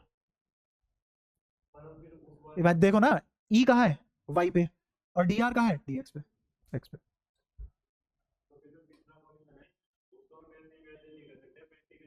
हाँ बस ऑन पेपर पोटेंशियल निकाल सकते हैं, हमारी बुद्धि के बस की नहीं है उस पर इमेजिन करना, 3D में ज्योमेट्री में खेलना उसको, इसलिए वहां अलजेब्रा आ गई। अच्छा ऐसी ये है minus D V by D R, क्या लिखा हुआ है? मुझे पता है कि ये तो D Y by D X जैसा कुछ कुछ लगता है, और D Y by D X तो स्लोप नहीं होता। तो इसका मतलब अगर मैं y वर्सेस x का कोई भी ग्राफ बना दूं, y वर्सेस x का, जैसे मैंने कोई भी ग्राफ बनाया y is inversely proportional to x, तो क्या ग्राफ ऐसा बनेगा? बनेगा। मान लो इस पे किसी x1 पे जाके मैंने इस जगह पे स्लोप निकालना हो, तो मैं क्या टेंजेंट ड्रॉ करूंगा, और ये टेंजेंट ही क्या होती है? dy by dx। अब मैं y को किससे रिप्लेस कर दूं? e से, और इसको x को किससे रिप्लेस कर दूं? r से। अब जो भी ग्राफ बनेगा उसका स्लोप क्या देगा मेरे को? पोटेंशियल। क्यों? क्योंकि हाँ नहीं, एरिया नहीं, इसका स्लोप क्या देगा मेरे को? Potential gradient. इसका स्लोप क्या देगा मेरे को? Potential gradient. कोई दिक्कत? और कहा गया, कहा गया ये ई नहीं, ये वी लिखा जाएगा। तो ये क्या लिखा जाएगा? D V by D R. और ये किसके बराबर होगा? Electric field. हाँ, तो इसका मतलब V वर्सेस R का स्लोप क्या देता है? Electric field. तो एक तो तुम्हारा पॉइंट ये हो गया पहला। इससे क्या कंक्लूड किया हमने कि area under curve of E versus R graph is potential. दूसरा हमने क्या कंक्लूड किया इस वाले से कि slope of V versus R graph is electric field. मैंने तुम्हें फिजिकली भी पढ़ाया ये फॉर्मूला, ठीक है, प्रैक्टिकली भी पढ़ाया, फिर अलजेब्रिकली भी पढ़ाया, ग्राफिकली भी पढ़ाया। तुम खुद देखो 2 दिन हो गए इस फॉर्मूले से पीछा नहीं छुड़ा पा रहे हम, और फिर आगे तुम चुप बैठ जाते हो, कुछ जवाब ही नहीं देते। पार्शियल डेरिवेटिव में तुम्हें बता ही चुका। क्या यहां तक सारी बातें क्लियर है? कोई भी एक बात जो यहां तक तुम्हें क्लियर नहीं होती तो मैं तुम्हें अच्छे से रिलेट करके दे चुका हूं। 2 चीजें क्या है वो?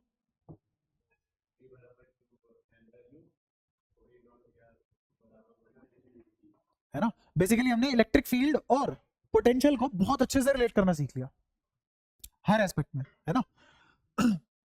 अब कुछ एप्लीकेशन भी कर लेते हैं इसकी। मेरे पास किसी भी जगह पोटेंशियल निकालने के दो फॉर्मूले हैं। पहला फॉर्मूला क्या है? पोटेंशियल निकालने के 2 तरीके हैं। पहला तरीका क्या है? के क्यू बाई आर। पहला तरीका क्या है? और दूसरा तरीका क्या है? ई डॉट डी आर। तो ये 2 तरीकों के अलावा कोई और तरीका है पोटेंशियल निकालने का? इन्हीं से ही आएगा जो भी आएगा। बट ऊपर ऊपर से देखा जाए इलेक्ट्रोसाइड में इन 2 तरीकों के अलावा पोटेंशियल निकालने का कोई और तरीका या फॉर्मूला नहीं है, ठीक है। अब मैं तुम्हें एक टास्क देता हूं। टास्क है, तुमने कोई स्फेरिकल शेल लिया। स्फेरिकल, मुझे नहीं मतलब ये कंडक्टर इंसुलेटर है। जब शेल की बात आती है इंसुलेटर कंडक्टर में कोई फर्क नहीं, बस इतना सा फर्क है कि अगर शेल पे तुमने चार्ज डाल दिया और वो कंडक्टिंग शेल है तो वो सेल्फ डिस्ट्रीब्यूट कर लेगी चार्ज को, और अगर वो कंडक्टर है तो वो चार्ज एक ही जगह इकट्ठा वहीं पड़ा रहेगा। तो चार्ज डेंसिटी किसकी डिफर कर सकती है? इंसुलेटर की। कंडक्टर की चार्ज डेंसिटी डिफर, बस ये फर्क है, बाकी तो सेम ही है। अगर मैं खुद अपने हाथों से चार्ज डिस्ट्रीब्यूट करवा दूं तो चाहे कंडक्टर हो चाहे इंसुलेटर, कोई फर्क नहीं पड़ता अगर शेल है। तो एक शेल बनाई, शेल बना लेते हैं।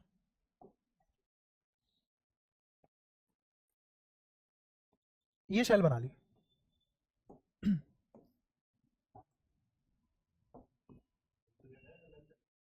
कोई सी भी हो, फर्क पड़ता है क्या बता? मैं इस पे चार्ज यूनिफॉर्म डिस्ट्रीब्यूट करने वाला हूं।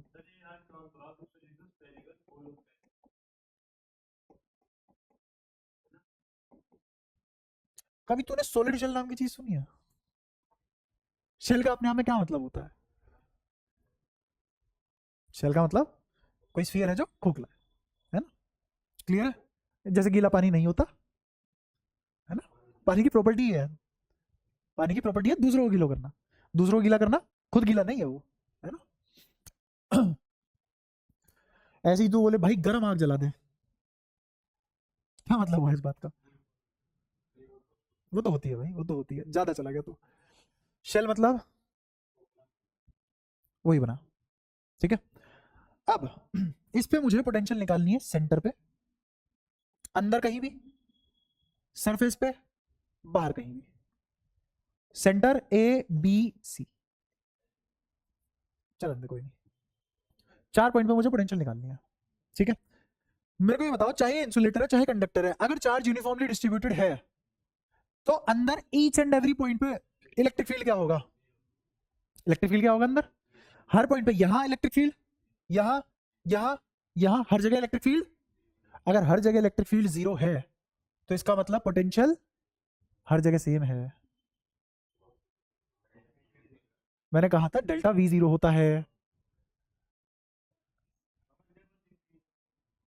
चेंज इन, अगर E 0 है तो कौन 0 होगा? चेंज इन पोटेंशियल, मतलब V कांस्टेंट हो जाएगा।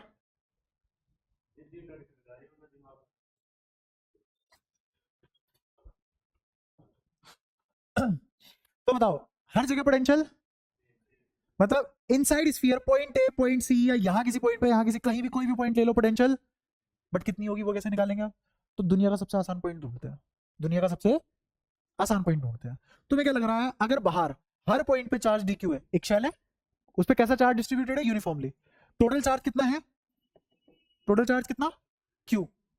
इस सभी पॉइंट पे चार्ज मिला दिया तो कितना चार्ज आएगा? q चार्ज आएगा। तो इन सभी चार्जेस की वजह से सेंटर पे कितनी पोटेंशियल आएगी? k capital Q by. किसी को अगर नहीं समझ में आया तो मैं ये चाहूंगा कि वो एक छोटा सा dq इमेजिन करो, ऐसी एक और छोटा सा dq इमेजिन करो, ऐसी कितने dq इमेजिन करो जब तक तुम्हारी ये छल ना बन जाए उन dq से। ठीक है, कुछ नहीं करना अब। अब ये dq की वजह से सेंटर पे क्या पोटेंशियल बनेगी? k dq upon r। k dq upon, मान लो इसका रेडियस a है, कितना है इसका रेडियस? a, तो k dq बाय a। अच्छा, ऐसे ही दूसरे वाले dq की वजह से क्या बनेगी? और सभी k dq by a, k dq by a, k dq by a infinite times जोड़ दूं तो k q बाय a तो कॉमन आ गया, और dq को इनफाइनाइट टाइम्स जोड़ने में क्या मिलेगा? Capital Q। तो क्या आया answer? k capital Q by. लिखने की जरूरत तो नहीं है, पक्का? तो क्या आ गया सेंटर में पोटेंशियल? क्या मेरे लिए सबसे आसान था निकालना, तो सेंटर में पोटेंशियल आ गया k capital Q by a। अब यहां पोटेंशियल बताओ कितना? कैसे पता? कांस्टेंट है, अंदर इलेक्ट्रिक फील्ड 0 है। यहां बताओ पोटेंशियल कितना? यहां कितना? यहां कितना? सरफेस पे, सरफेस पे कितना?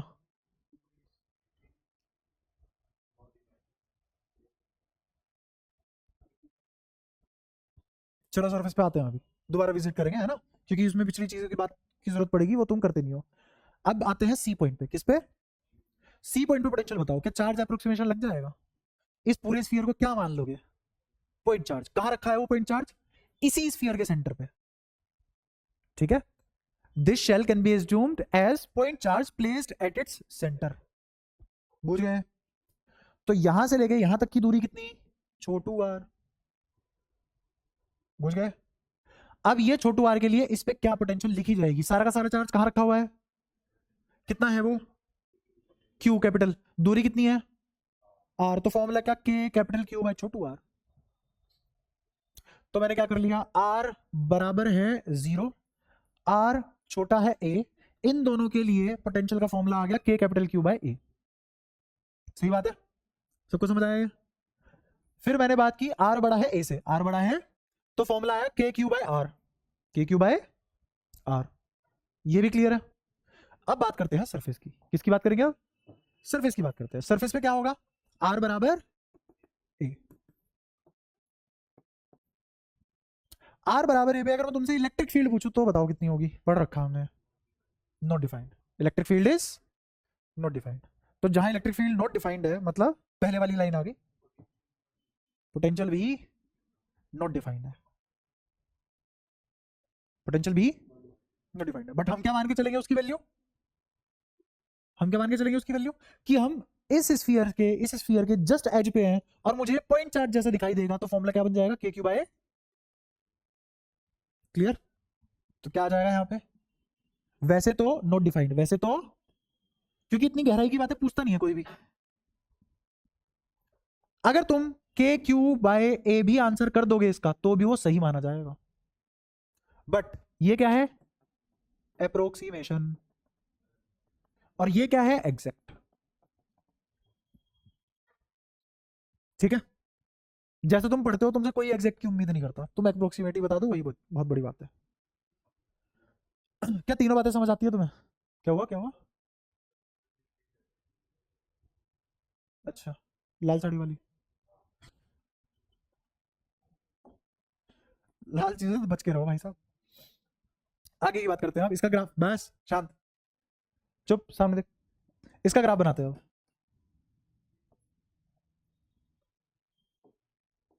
V versus R। यहां सेंटर पे कितना पोटेंशियल? इससे हल्का सा आगे जाऊंगा तो कितना? और आगे जाऊंगा तो कितना? जब तक सरफेस पे नहीं आ जाता क्या कांस्टेंट है? कितना है? फिर कहां गए हम? R बराबर ए पे कहां गए? इस पॉइंट पे कितना है? सरफेस पे भी कितना है?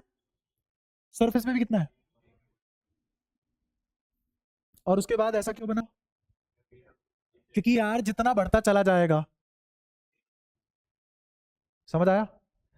तुम इस फॉर्मूले को सेम समझ रहे हो, बट ये सेम, क्योंकि इसके नीचे एक कांस्टेंट क्वांटिटी लिखी है और उसके नीचे एक वेरिएबल क्वांटिटी लिखी हुई है। जैसे तुमसे एक एग्जांपल पूछूं, मेरे को पोटेंशियल निकाल के बताओ। पोटेंशियल मान लो इसका ए बराबर 10 ले लिया मैंने, ए बराबर 10 मीटर ले लिया, तो तुमसे कोई पूछ रहा है वी बताओ 5 मीटर पे कितना होगा, वी बताओ 7 मीटर पे कितना होगा, वी बताओ 12 मीटर पे कितना होगा, और वी बताओ 15 मीटर पे कितना होगा। तो 5 मीटर पे बोलो वी कितना, के क्यू बटा 5। वी 7 मीटर पे बोलो कितना, के क्यू बटा 7। दोनों गलत है, गधो बटा 10 आएगा दोनों में। के क्यू बाय ए क्या है, रेडियस ऑफ स्फीयर। क्या उसको फर्क पड़ रहा है वो किस लोकेशन पे है? क्या अंदर हर जगह कांस्टेंट है? किससे डिवाइड होके आता है? मैंने अभी बोला था ये दो फॉर्मूले सेम नहीं है, बोला था, वही किया फिर। अब मैं तुम्हें क्या पढ़ा रहा हूं, तुम कैसी बुद्धि के आदमी हो खुद देख लो। यार थोड़ी तो घिस लो इसे। तो बताओ असलियत में क्या होगा, के क्यू बटा, यहां कितना होगा? अच्छा, क्या यहां भी के क्यू बटा 10 होगा? हाँ, यहां के क्यू बटा 12 होगा। क्यों? अब कौन सा फॉर्मूला एप्लीकेबल होगा? और आर वेरी कर सकता है। ये कितना होगा? पोटेंशियल घट रही है बढ़ रही है? That's why electric field line will be like this, घटती पोटेंशियल में दौड़ेंगे, ठीक है? और अंदर कोई इलेक्ट्रिक फील्ड, और हमने क्या यही पढ़ा था कि कंडक्टर के अंदर इलेक्ट्रिक फील्ड नहीं होता। क्या एक और प्रूफ मिल गया, कंडक्टर के अंदर इलेक्ट्रिक फील्ड नहीं होता, ठीक है? अब मैं एक और तरीके से प्रूफ करा सकता हूं, जिसको थोड़ी बहुत भी चुटकी भर सिंदूर वाली भी वो आती हो, मैथ्स आती हो। तो क्या ये शार्प पॉइंट नहीं है, शार्प एज? शार्प एज पे फंक्शन नॉन डिफरेंशिएबल होता है। शार्प एज मतलब फंक्शन डिफरेंशिएबल नहीं है। शार्प एज मैथ्स में, ग्राफ में शार्प एज का मतलब क्या होता है? Not differentiable. अच्छा, D V by D R किसके बराबर होता है? D V by D R minus D V by D R किसके बराबर होता है? ई के। अरे slope of V versus R graph is, और ये तो तुमने अभी अभी बोला डिफरेंशिएबल है ही नहीं, तो नॉन डिफरेंशिएबल है। इसका मतलब क्या, ई सच में नॉट डिफाइंड था? अबे जो डिफरेंशिएबल नहीं डिफाइन कैसे कर लेगा? इसमें किसका ज्ञान चाहिए? Differentiability, continuity, limits, function, maths के इन सब चीजों का ज्ञान चाहिए इस बात को पढ़ने के लिए। नहीं, शार्प में जा सकती है, पोटेंशियल वहां डिफाइंड है। दोबारा इसीलिए चीज मैंने दोबारा बताई है, ये नॉन डिफरेंशिएबल कौन है? पोटेंशियल। और नॉट, इसकी वजह से, इसके नॉन डिफरेंशिएबल नेचर की वजह से नॉट डिफाइंड कौन है? Electric field. इसका मतलब इस पॉइंट पे मैं वी को डिफरेंशिएट नहीं कर पाऊंगा। मैं क्या यहां वी को डिफरेंशिएट कर सकता हूं? करो, कितना आएगा? 0, क्योंकि कांस्टेंट का डिफरेंशिएशन 0। लेकिन इस पॉइंट पे मैं इसको पोटेंशियल को डिफरेंशिएट, क्योंकि मुझे पता ही नहीं है इस पॉइंट पे ये कांस्टेंट है या वेरी कर रही है। इधर जाओगे तो कैसी है, और इधर जाओगे तो कैसी है? अब बताओ मैं किसको डिफरेंशिएट करूं, वेरिएबल को कि कांस्टेंट को? इसलिए मैं डिफरेंशिएट नहीं कर पाऊंगा, और अगर डिफरेंशिएट नहीं कर पाऊंगा तो इलेक्ट्रिक फील्ड नहीं निकाल पाऊंगा, और अगर इलेक्ट्रिक फील्ड निकाल ही नहीं पा रहा तो उसको क्या बोल देंगे? डिफाइन नहीं है। समझ आया? कोई दिक्कत? पक्का? अब बता क्या दिक्कत है? यहां नहीं लेंगे, यही तो बता रहा हूँ क्यों। वो तो नॉट डिफाइंड था उस जगह पे, बट ये एग्जिस्ट तो कर रहा है वहां पे, कंटिन्यूअस है, बट डिफरेंशिएबल नहीं है। अरे यार, अपनी बात एक बार 10 बार कहने से वो सही थोड़ी ना हो जाएगी। देख, 2 ग्राफ बना रहा हूँ, या तीन तीन 4 ग्राफ बना रहा हूँ।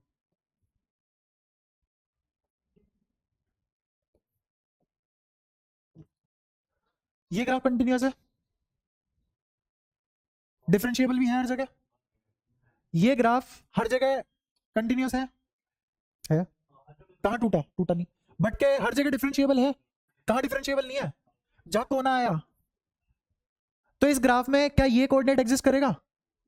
अरे करेगा, बट उस कोऑर्डिनेट पे डिफरेंशिएबल नहीं होगा। तो इसका मतलब अगर मैं ये वी आर बना दूं, तो वी तो यहां एग्जिस्ट करेगा, बट इलेक्ट्रिक फील्ड एग्जिस्ट नहीं करेगा।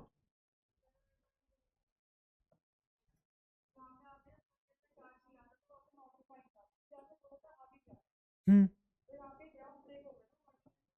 नहीं, ब्रेक नहीं होगा, यही समझा रहा हूँ। ग्राफ को, वी का ग्राफ कंटिन्यूअस रहेगा, वी का ग्राफ कंटिन्यूअस रहेगा। मेरे को बता सरफेस पे वी कितना है, कितना है, रुक जा, कितना है, होगा कुछ, अंदर से बाहर आ, यहाँ कितना, यहाँ कितना, यहाँ, यहाँ, यहाँ, यहाँ बता, के क्यू बाई, हाँ अप्रोक्स है ना। तो गैप नहीं आएगा ना, वही तो समझा रहा हूं, सुनते तो रहो, तुम तो बस गैप के पीछे कर दो हमारी, अरे यार तुम कर दो, मैं तुम्हारी, तुम ही गलत पढ़ के जाना फिर। अब जैसे ही मैं इससे आगे गया तो यहां से यहां तक ये कैसा था, और अब एकदम ही वेरी करने लग गया, तो सडन ब्रेक आएगा, गैप आएगा। मैंने तो नहीं कहा कि सरफेस पे नॉट डिफाइंड है भाई, ब्रेक मतलब एक कोना, हाँ अभी भी नहीं आया समझ, हाँ तुम्हारे साथ सही बताता हूँ मैं तुम्हारा क्या होता है। ऐसा चुपचाप यहाँ देख, वहां बचड़ उचड़ कर दोगे, पता नहीं कहीं भी गाड़ी अटक जाती है भाई। यहां से आर बढ़ाता जा रहा हूं, क्या यहां से यहां पोटेंशियल फंक्शन है आर का, नहीं है, क्लियर है। बट इस पॉइंट पे, इस पॉइंट पे जरा सा भी आगे जाते ही, जरा सा भी आगे जाते ही, क्या ये फंक्शन है आर का, इस पॉइंट के जरा सा पीछे जाते ही, क्या ये फंक्शन है आर का। बट इस पॉइंट पे इसकी कोई तो वैल्यू होगी, क्या वो इंफिनिटी होगी, क्या वो माइनस इंफिनिटी होगी, तो जब वो ना इंफिनिटी है ना माइनस इंफिनिटी है, उसकी कोई तो वैल्यू है, कोई तो वैल्यू है ना। जब उसकी कोई वैल्यू है तो तुम कैसे बोल दोगे वहां पे गैप आ रहा है,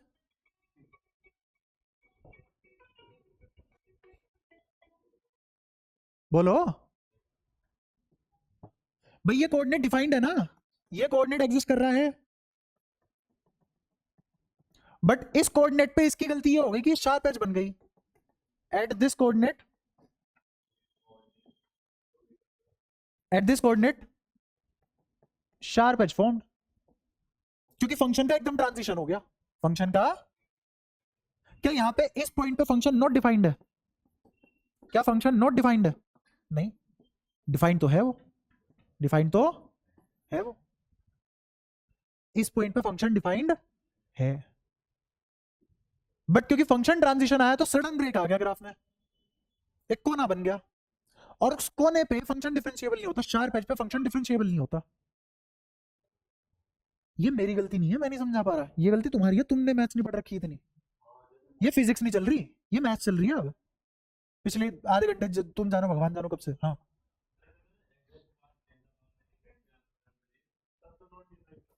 नहीं, आर बराबर ए पे भी नॉट डिफाइंड नहीं होगा एग्जैक्टली, तो तुम ये बता सकते हो एग्जैक्ट क्या होगा, एग्जैक्ट ये होगा कि फंक्शन ट्रांजिशन होगा, फंक्शन ट्रांजिशन होगा, और कहां पे होगा ये, at maximum value, at maximum value.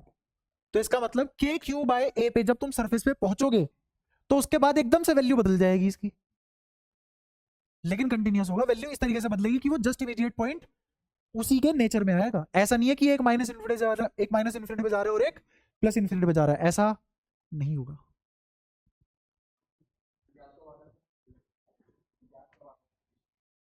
Gap तो तब आएगा ना जब वहां पे कोई लिमिट ही एग्जिस्ट नहीं करेगी, एलएचएस आरएचएस छोड़ो, लिमिट ही एग्जिस्ट नहीं करेगी, ठीक है। शायद तुम्हें ये भी नहीं पता होगा कि अगर मेरा कोई फंक्शन कंटिन्यूस है, क्या जरूरी है, सॉरी अगर मेरे फंक्शन की लिमिट एग्जिस्ट कर रही है, क्या जरूरी है वो कंटिन्यूस हो, अगर मेरे फंक्शन की लिमिट एग्जिस्ट कर रही है, क्या जरूरी है वो कंटिन्यूस हो, बोलो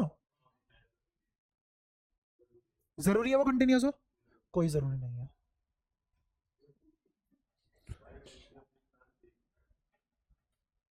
अब उल्टा बोलता हूं, अगर कोई फंक्शन कंटिन्यूस है, अगर कोई फंक्शन, क्या जरूरी है लिमिट एग्जिस्ट कर रही हो, हाँ जरूरी है, पहले इस लेवल की मैथ्स तो पढ़ लो, जो तुम मेरे को परेशान कर रहे हो मैथ्स की वजह से कर रहे हो।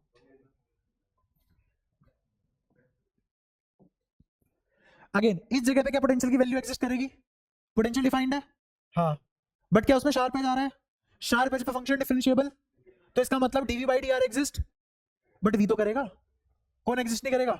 DV by D R. कौन एग्जिस्ट करेगा? वी। तो वही तो पढ़ा था हमने, इलेक्ट्रिक फील्ड नॉट डिफाइंड होता है, वही पोटेंशियल से प्रूफ हो गया।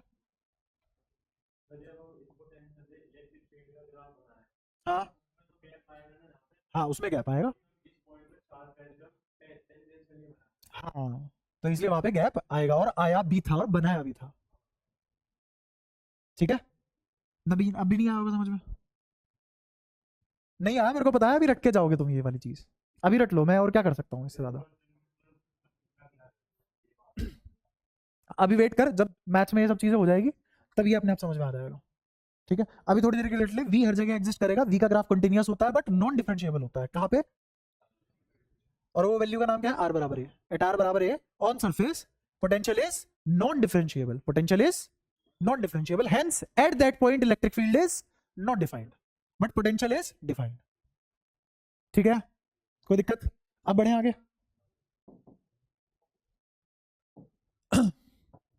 हाँ, अब तू पूछ, तू क्या पूछ रहा था? इसीलिए कहा था यहाँ देख चुपचाप, मुझे पता था तू क्या पूछेगा। हाँ तो वो सही है, उसमें क्या दिक्कत है? अच्छा, ये बात अगर तुम्हें समझ में आती है तो मैं सोच रहा हूँ पहले सॉलिड कराऊं या कुछ क्वेश्चन कराऊं? चलो पहले कुछ क्वेश्चन कर लो ताकि तुम्हारे पास प्रैक्टिस के लिए कुछ हो। तो पहला क्वेश्चन, यार ये भी या ये वी नहीं, ई,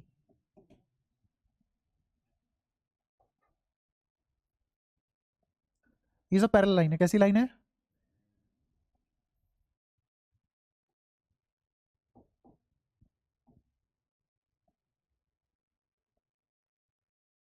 ये सारी लाइनें पैरेलल है। ठीक है, अच्छा, ये यार का ग्राफ है। अब एक मिनट, इसको ना थोड़ा सा उल्टा कर देता हूँ, तब और भी बढ़िया क्वेश्चन बनता।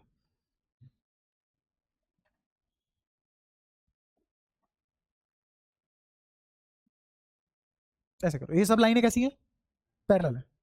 मान लो ये मैंने कहा कि ये है -40 वोल्ट, -30 वोल्ट, -20 वोल्ट, -10 वोल्ट, ये एंगल है 135 डिग्री। ये कितना? ग्राफ है ई वर्सेस आर का, ग्राफ है ई वर्सेस आर का। ये दूरी 1 मीटर है, ये दूरी भी ऐसे, हर दो पैरेलल लाइन के बीच का गैप 1 मीटर है एक्स एक्सिस पे। ठीक है, तुम्हें ई की वैल्यू निकालनी है, बस ई की वैल्यू निकालनी है। किसके लिए क्या होता है? ई की वैल्यू निकालनी है बस।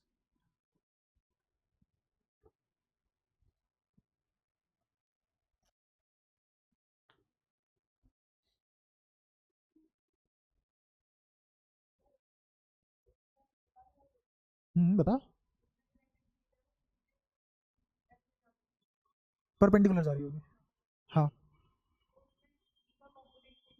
हम्म। हाँ हाँ।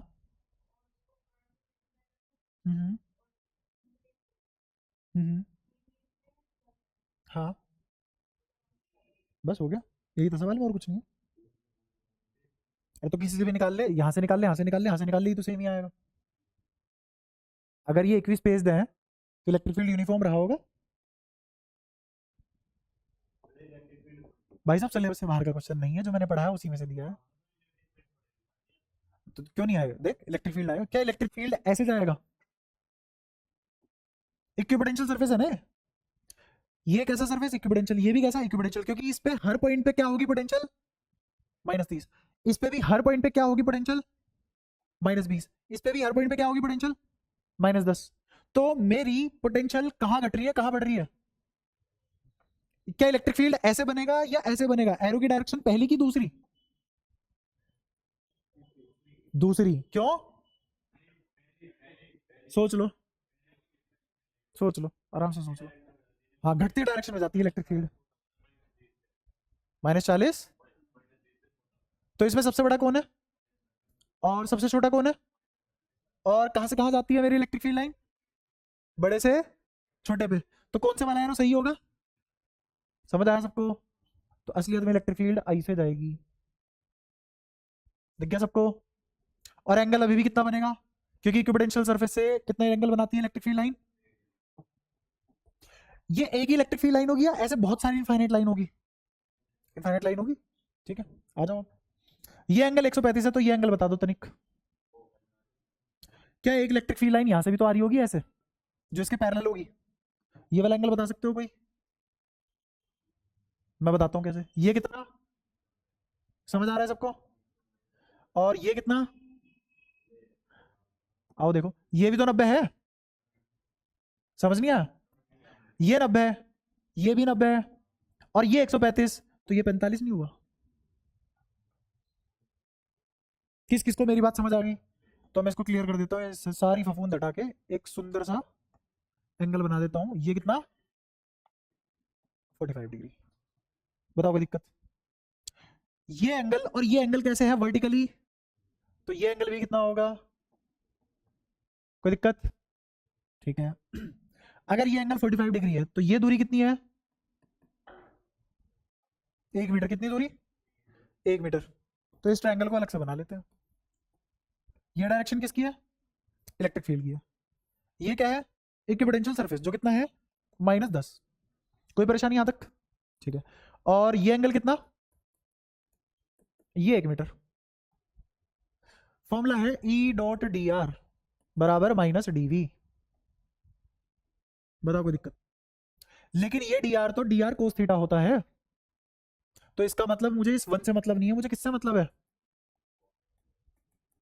तो इसका मतलब ये dr कोस थीटा कितना आ गया? जिसको समझ नहीं आ रहा तुरंत पूछ लो, मेरे पास तरीके बहुत है, मैं धीरे धीरे भी समझा दूंगा। हाँ तो ऐसे बोलो ना। ये समझ में आ गया सबको? 45 है। ठीक है, इसी को बड़ा कर देते हैं।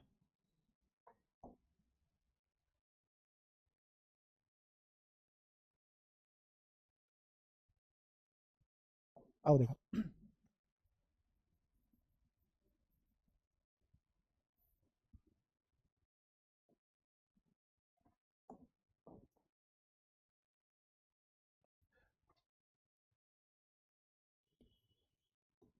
ये 1 मीटर है, ये कितना? क्या ये इलेक्ट्रिक फील्ड लाइन है? कितना एंगल बनाती है? और ये दोनों क्या है? Equipotential surface. अच्छा, तो क्या मेरे को डीवी बता दोगे? -dv बता दोगे कितना आएगा? ये कितना था? -10, और ये कितना था? -20। तो क्या करोगे? -dv मतलब माइनस का फाइनल माइनस इनिशियल। फाइनल कितना? -20। इनिशियल कितना? यही होगा। तो ये -20 +10, तो क्या आ गया? +10। ज्यादा कोई परेशानी? डी -dv निकल गया। ये -dv ही किसके बराबर है? ई मेरे को निकालना है, लेकिन डॉट हटाऊंगा तो ये क्या आ जाएगा? dr। और वैसे भी जो दूरी मैं लेता हूं वो किसके लॉन्ग होनी चाहिए? इलेक्ट्रिक फील्ड के लॉन्ग, क्योंकि इलेक्ट्रिक फील्ड के लॉन्ग ही पोटेंशियल घटती है भाई साहब। क्या पोटेंशियल ऐसे घट रही है? पोटेंशियल कैसे घटेगी? और ये कितना एंगल है? 90 के सामने वाला। क्या ये बेस है? तो hypotenuse times cos theta is base. तो क्या बेस 1/√2 आ गया अगर ये 1 था तो? और क्या मुझे यही दूरी निकालनी थी? क्या यही है वो dr कोस थीटा, या dr जो भी तुम कहना चाहो? तो क्या मैंने इसके लिए ये dr निकाल लिया जो 1/√2 आया? तो ये जो 1/√2 है रख दो यहाँ पे, तो क्या लिखा जाएगा? e इंटू 1/√2 किसके बराबर? +10। तो e किसके बराबर? समझ आया? मैंने कोई वेक्टर नॉलेज अप्लाई नहीं करी। क्यों? क्योंकि मैं वेक्टर निकालूंगा सेंस। कहां से निकालूंगा? सेंस से। समझ रहा? क्या ये इस डायरेक्शन में जा रहा है?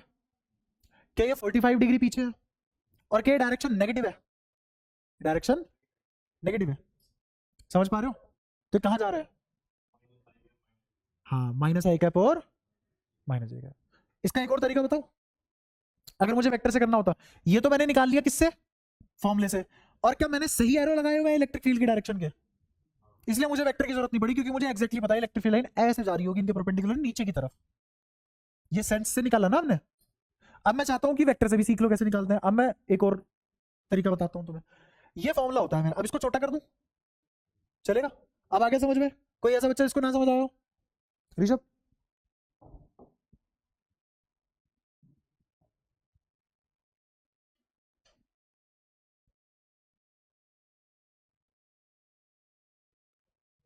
ये पढ़ लोगे, जीरो कॉपी बनी हुई है तुम्हारी फर्रे वाली, ठीक है। अब मैं इसको एक और तरीके से करना सिखाता हूँ। ई डॉट डी आर बराबर माइनस डीवी। शांति से देखो, ये माइनस डीवी तो मैंने निकाल लिया, 10 होता है। ये जो 1 मीटर है इसको तोड़ लो। कैसे तोड़ लो? ऐसे। ये 1 मीटर था, एक तो तुम इसको ऐसे तोड़ सकते हो और एक तुम इसको ऐसे तोड़ सकते हो।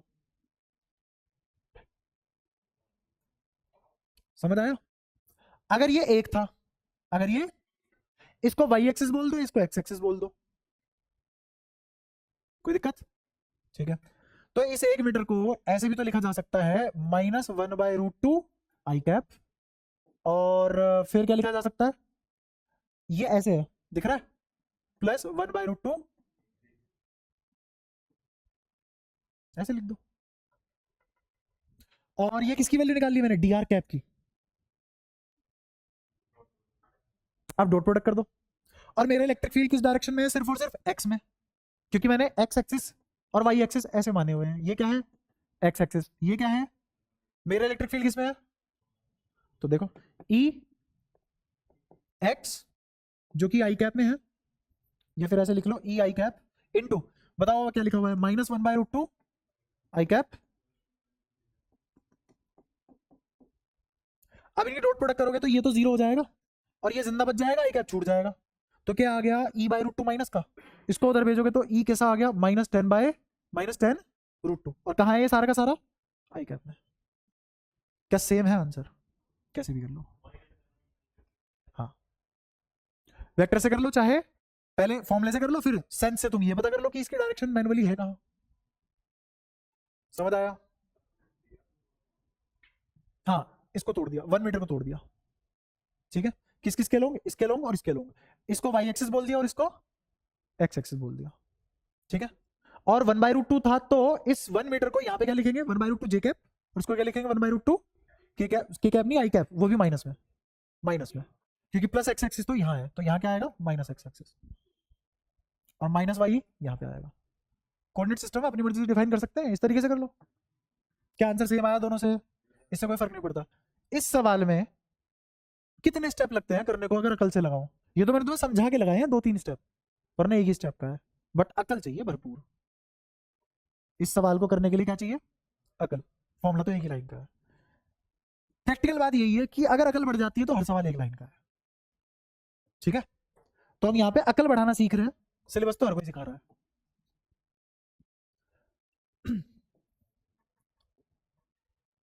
एक ये इक्विपोटेंशियल सरफेस है और एक ये इक्विपोटेंशियल सरफेस है, 2 इक्विपोटेंशियल सरफेस है मेरे पास। ये है 30 वोल्ट पे, ये है मान लो 10 वोल्ट पे। तो ये हायर पोटेंशियल पे है, लोअर पोटेंशियल पे। इलेक्ट्रिक फील्ड लाइन यहां से यहां जाएगी। मेरा सवाल है, इस इलेक्ट्रॉन को कितनी एनर्जी दूं, इस इलेक्ट्रॉन पे क्या वर्क डन करूं कि ये यहां से यहां पहुंच जाए? इस इलेक्ट्रॉन पे कितना वर्क डन करूं कि ये यहां से यहां पहुंच जाए? वहीं पे ही इस चार्ज पे कितना वर्क डन करूं कि ये यहां से वहां पहुंच जाए?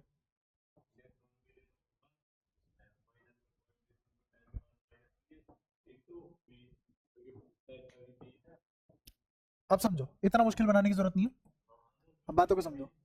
पहली बात, ये इलेक्ट्रॉन खुद से यहां जा सकता है कभी भी?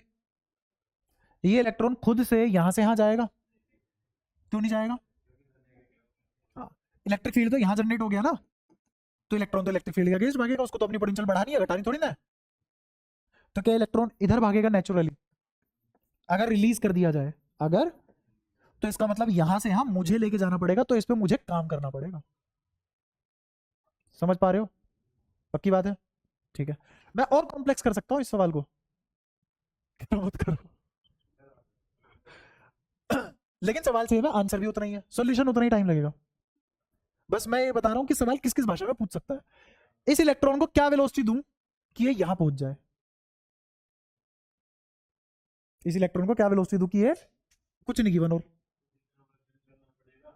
उसे काइनेटिक एनर्जी का इक्वेट कर दो, क्योंकि work done is equal to kinetic energy. मैंने ये बताया था कि कोई भी सिस्टम की पोटेंशियल एनर्जी किसमें कन्वर्ट होती है अगर फोर्स कंजर्वेटिव है? तो काइनेटिक में।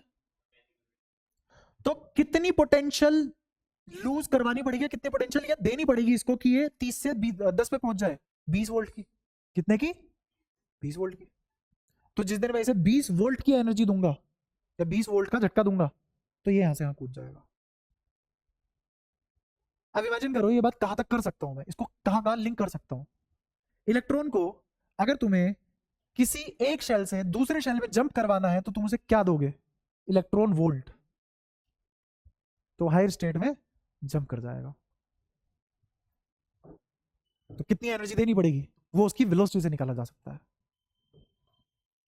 ठीक है, तो ऐसा नहीं है मुश्किल बातें हो, बस सोचने का नजरिया है वो बदल दो ना तो हर मुश्किल बात आसान हो जाती है। अच्छा हम तो ये कर रहे थे, खैर तो वर्क डन करना है हमें। ऊपर वाले का निकाल लेते हैं पहले। क्या ऊपर वाला खुद से यहां से यहां जाएगा? तो नीचे वाले पे तो मुझे वर्क डन करना पड़ेगा, वर्क डन करना पड़ेगा। ये वर्क डन करके देगा, वर्क डन करके देगा।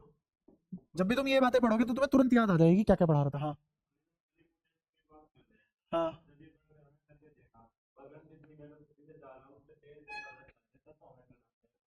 हाँ, तब तो हमें करना पड़ेगा एक्स्ट्रा वेलोसिटी के लिए ऑब्वियसली। हाँ ये मुझे काम करके देगा, कुछ तो एनर्जी देगा, वो हम यूज कर लेंगे, है ना। और अगर मैंने ज्यादा वर्क डन किया तो ज्यादा एनर्जी मिलेगी। बट ये पागलपंती नहीं है कि पहले तुमने उस पर खुद काम किया फिर उतनी ही एक्स्ट्रा एनर्जी तुम्हें मिली। अबे तो साले दी क्यों? मैंने इस पे वर्क डन किया, 20 वोल्ट का फालतू वर्क डन कर दिया, तो अभी मुझे 40 वोल्ट के हिसाब से काम देगा। तो इवेंचुअली मुझे मिला तो 20 ही, क्योंकि 20 तो मैंने किया था खुद पहले। फायदा क्या हुआ, है ना। तो ऐसे थोड़ी ना कि तेज करवा दूंगा तो मेरा कुछ फायदा हो जाएगा। इवेंचुअली प्रैक्टिकली अगर फिजिक्स पढ़े तो मुझे ऐसे सिस्टम चाहिए ना जो खुद काम करके दे। आओ यहाँ देखो तुम। तो मुझे इसका वर्क डन निकालना है, बताओ कितना होगा इसका वर्क डन। तो वर्क डन ही क्या होता है? Delta U. और डेल्टा यू किसके बराबर होता है? Q delta we. तो क्यू कितना है? एक इलेक्ट्रॉन। इनटू में डेल्टा वी कितना है? 20 वोल्ट। और वो भी कैसा? माइनस का। तो 10 में से 30 घटा रहे हो क्योंकि तुम, है ना। और इस पे चार्ज भी कैसा आएगा? नेगेटिव। तो नेगेटिव और ये भी कैसा है? नेगेटिव। तो क्या ये और ये खत्म होकर पॉजिटिव आ जाएगा? क्लियर है। तो मुझे इस पे पॉजिटिव वर्क डन करना पड़ा। मुझे इस पे, इसका मतलब सच में मैंने ही काम करा तब ये सरका, वरना ये सरकता नहीं, ये उल्टा भागता। अब मुझे अगर इसकी वेलोसिटी निकालनी हो तो किसके बराबर करूं? हाफ ये मास किसका कितना होता है? 9.1 इंटू 10 पावर। और ये कितना होता है? 1.67 इंटू 10 पावर माइनस 19। और इसकी वैल्यू 20 वोल्ट पता ही है। क्या वेलोसिटी आ गई अगले स्टेप में? वी कितना आ गया? अंडर रूट 2 ई 20 अपॉन में एम ई।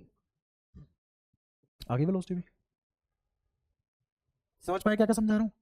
पक्का? अगर तुम्हें ये सब रिलेट करना आ गया जैसे मैं कर रहा हूं इजीली समझ के, तो मुश्किल ऐसा कोई सवाल बनेगा जो तुमसे ना हो किसी भी लेवल का। अब इस पे आ जाते हैं। ये तो मेरे को वर्क डन करके देगा ना, तो ये किसके बराबर आएगा? ये भी क्यू डेल्टा वी के बराबर आएगा। ये यू आ जाएगा ई प्लस, और ये डेल्टा वी माइनस का 20। अब ये माइनस का आएगा, माइनस का वर्क डन मतलब ये मुझे काम करके दे रहा है। ये मुझे, जो मैंने काम कराया वो नेगेटिव है, जो मैंने काम कराया वो, इसका मतलब क्या? मैंने यही बताया था कि मुझे एनर्जी मिल रही है, तो ये यहां से यहां दौड़ जाएगा तो मुझे एनर्जी मिलेगी। समझ गए? और तुम ऐसा भी बोल सकते हो कि यहाँ एनर्जी पोटेंशियल में स्टोर्ड है, यहाँ से यहाँ काइनेटिक में कन्वर्ट करने के लिए दौड़ रहा है अगला। हाँ, और ये एनर्जी क्यों दौड़ रहा है? ये यहाँ से यहाँ क्यों दौड़ा? क्योंकि यहाँ इसके पास पोटेंशियल है और हर सिस्टम अपनी मिनिमम पोटेंशियल एनर्जी स्टेट पे जाना चाहता है। कैसे जाएगा? काइनेटिक में कन्वर्ट करके तो जाएगा। तो ये किस में कर रहा है अपनी एनर्जी कन्वर्ट? तो क्या मैं इसको भी हाफ एम वी स्क्वायर के बराबर रख सकता हूं?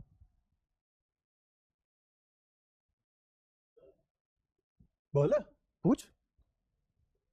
क्या ये वाली बात समझ आई सबको? इसको भी मैं, इसकी भी वेलोसिटी निकाल सकता हूं, इसकी भी वेलोसिटी निकाल सकता हूं। हाँ, फिर रूट में, रूट क्योंकि वेलोसिटी का स्क्वायर है ना, तो इसका मतलब ये स्पीड स्केलर की बात कर रहा है। वी डॉट वी क्या होता है? एक स्केलर क्वांटिटी। स्क्वायर का मतलब यही है।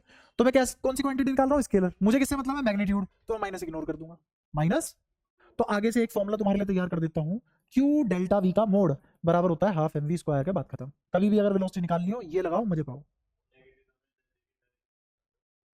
हाँ, डायरेक्शन तो हम सेंस से निकाल लेंगे, घटती पोटेंशियल में जा रहा है।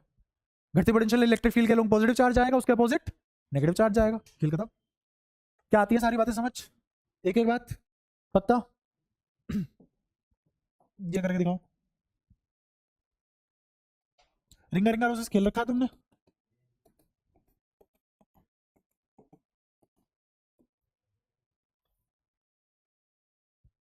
ये कोई पॉइंट है इनफाइनाइट दूरी पे, कहाँ है? इन्फिनिटी दूरी पे। मैं इस चार्ज को क्या मिनिमम वेलोसिटी दूं?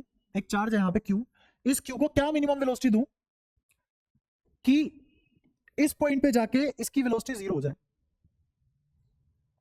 इस चार्ज को क्या मिनिमम वेलोसिटी दूं कि रिंग के सेंटर पे आते ही इसकी वेलोसिटी जीरो हो जाए और ये वापस मुड़ के भागने लग जाए?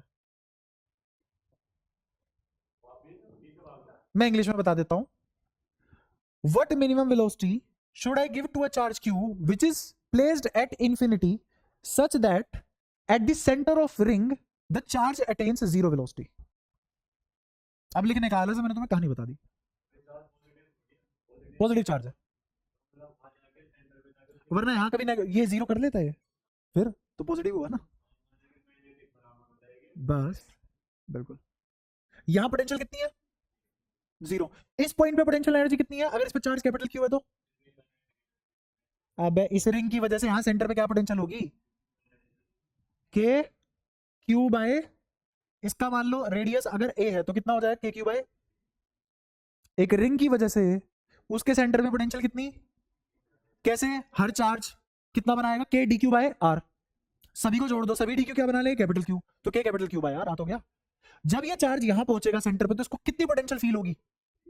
तो इसको अपनी सारी की सारी काइनेटिक किस में कन्वर्ट करनी है? इस पोटेंशियल में। जब काइनेटिक बचेगी नहीं, सारी की सारी इस पोटेंशियल में कन्वर्ट हो जाएगी तो वेलोसिटी जीरो हो जाएगी, खेल खत्म हो गया सवाल। तो इसका मतलब इसको किसके बराबर कर दो? तो v कितना आ गया? v मिनिमम जो ये पूछ रहा था कितना आ गया? हाँ छोटा क्यू, ये वाला क्यू। तो कितना आ गई वेलोसिटी? 2 k छोटा Q capital Q by a।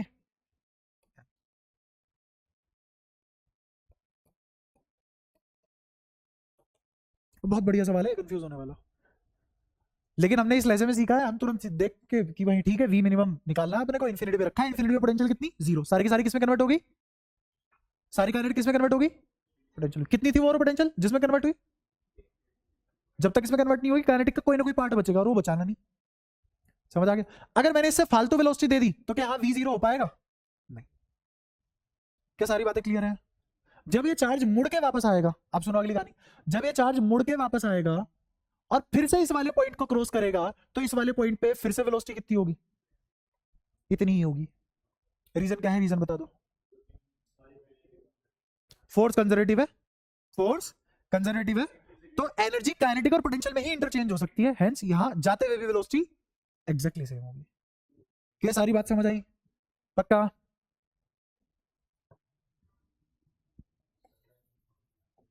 साढ़े छह है ना भाई, तुम बहुत धीरे पढ़ते हो, मैं क्या करूं? या तो ना समझाऊं?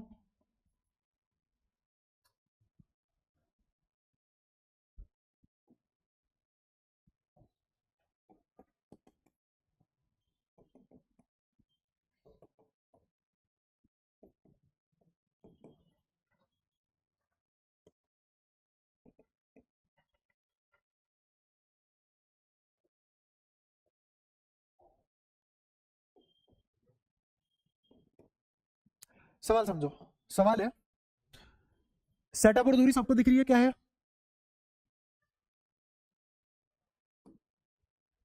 1 कूलम का चार्ज है, 2 कूलम का चार्ज है, दोनों यहां रखे हुए हैं। 5 मीटर दूरी पे एक 3 कूलम का चार्ज रखा हुआ है। इसको क्या वेलोसिटी दूं? इसको क्या मिनिमम वेलोसिटी दूं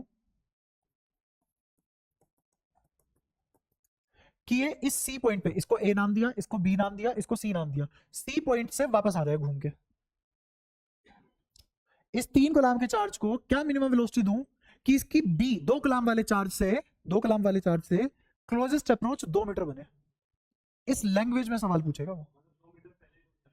2 मीटर पहले वेलोसिटी जीरो हो जाए।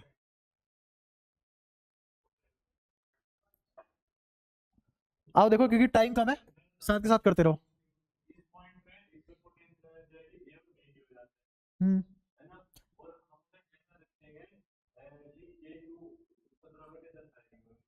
सोल्व मत करो, अभी मैं एक बार रोड मैप बता देता हूँ सभी को। पहले मैं यहाँ नेट पोटेंशियल निकालूंगा इन दो चार्ज की वजह से, सब सुनते रहना। यहाँ नेट पोटेंशियल निकालूंगा इन दो चार्ज की वजह से, फिर इस पॉइंट पे नेट पोटेंशियल निकालूंगा इन दो चार्ज की वजह से, और दोनों का घटा दूंगा, क्या इन दो पोजीशन के बीच डेल्टा वी आ जाएगा? इस डेल्टा वी को 3 से मल्टीप्लाई कर दूंगा, क्या क्यू डेल्टा वी आ जाएगा? और क्या इस क्यू डेल्टा वी को हाफ एम वी स्क्वायर के बराबर इक्वेट कर दूंगा, तो आगे वेलोसिटी। मुश्किल सवाल है बहुत, और सेकंडों में हो गया। दोबारा सुन लो, इस पॉइंट पे पोटेंशियल निकाली, सिर्फ पोटेंशियल, किन दो चार्ज की वजह से? इन दो की वजह से। फिर इस पॉइंट पे पोटेंशियल निकाली, किसकी वजह से? इन दो की वजह से। तो इन दोनों पे जो पोटेंशियल आई थी दोनों चार्ज की वजह से, उनका डिफरेंस ले लिया, कि डेल्टा वी आ गया। इस डेल्टा वी को 3 कूलम से मल्टीप्लाई कर दो, क्या क्यू डेल्टा वी आ गया? और उस क्यू डेल्टा वी को हाफ एम वी स्क्वायर से इक्वेट कर दो, तो क्या वेलोसिटी आ गई। बस अब कर लेते हैं। क्या होमवर्क दे दो? तरीका तो मैंने बता ही दिया, सोल्व करके लाना। इसकी वैल्यू आएगी एग्जैक्ट। मास भी दे देता हूं इसका, मास है इसका 2 किलो। कितना मास है? 2 किलो। अब इसकी एक वैल्यू आएगी, प्रॉपर वैल्यू आएगी इसकी, ठीक है? कितने देर में पहुंच जाते हो तुम? आधे घंटे। तुम्हारी सवाल कम होंगे प्रैक्टिस।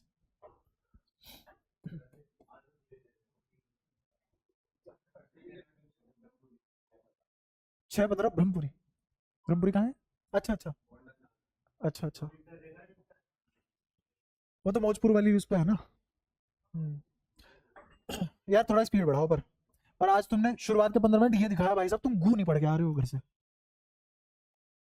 मैं यहाँ पढ़ा के पागल हूँ, तुम अगली क्लास में बस ऐसे ही आके बैठ जाते हो, छुट्टी बना के आए हो जैसे। पढ़ के आया करो पिछली क्लास का। भाई पीडीएफ देखना इज नॉट पढ़ना। पीडीएफ तो अब जाती देखो। ये जो मैंने अभी पढ़ाया, कितनी स्लाइड भरी है हमने? ये 16 स्लाइड है। 16 तो एक खाली वाली गिन के है, 15 स्लाइड है। 15 मिनट तुम्हें लगेगी पढ़ने में। वो 15 मिनट पढ़ने के बाद दूसरा ट्यूशन लेके सब जगह पढ़ाई पुढ़ी करके फिर रात को बैठो और अपने नोट्स बनाओ इनसे खुद के। और नोट्स बनाओ बहुत छोटे कंसाइज, ये मैं बहुत पहले भी बता चुका।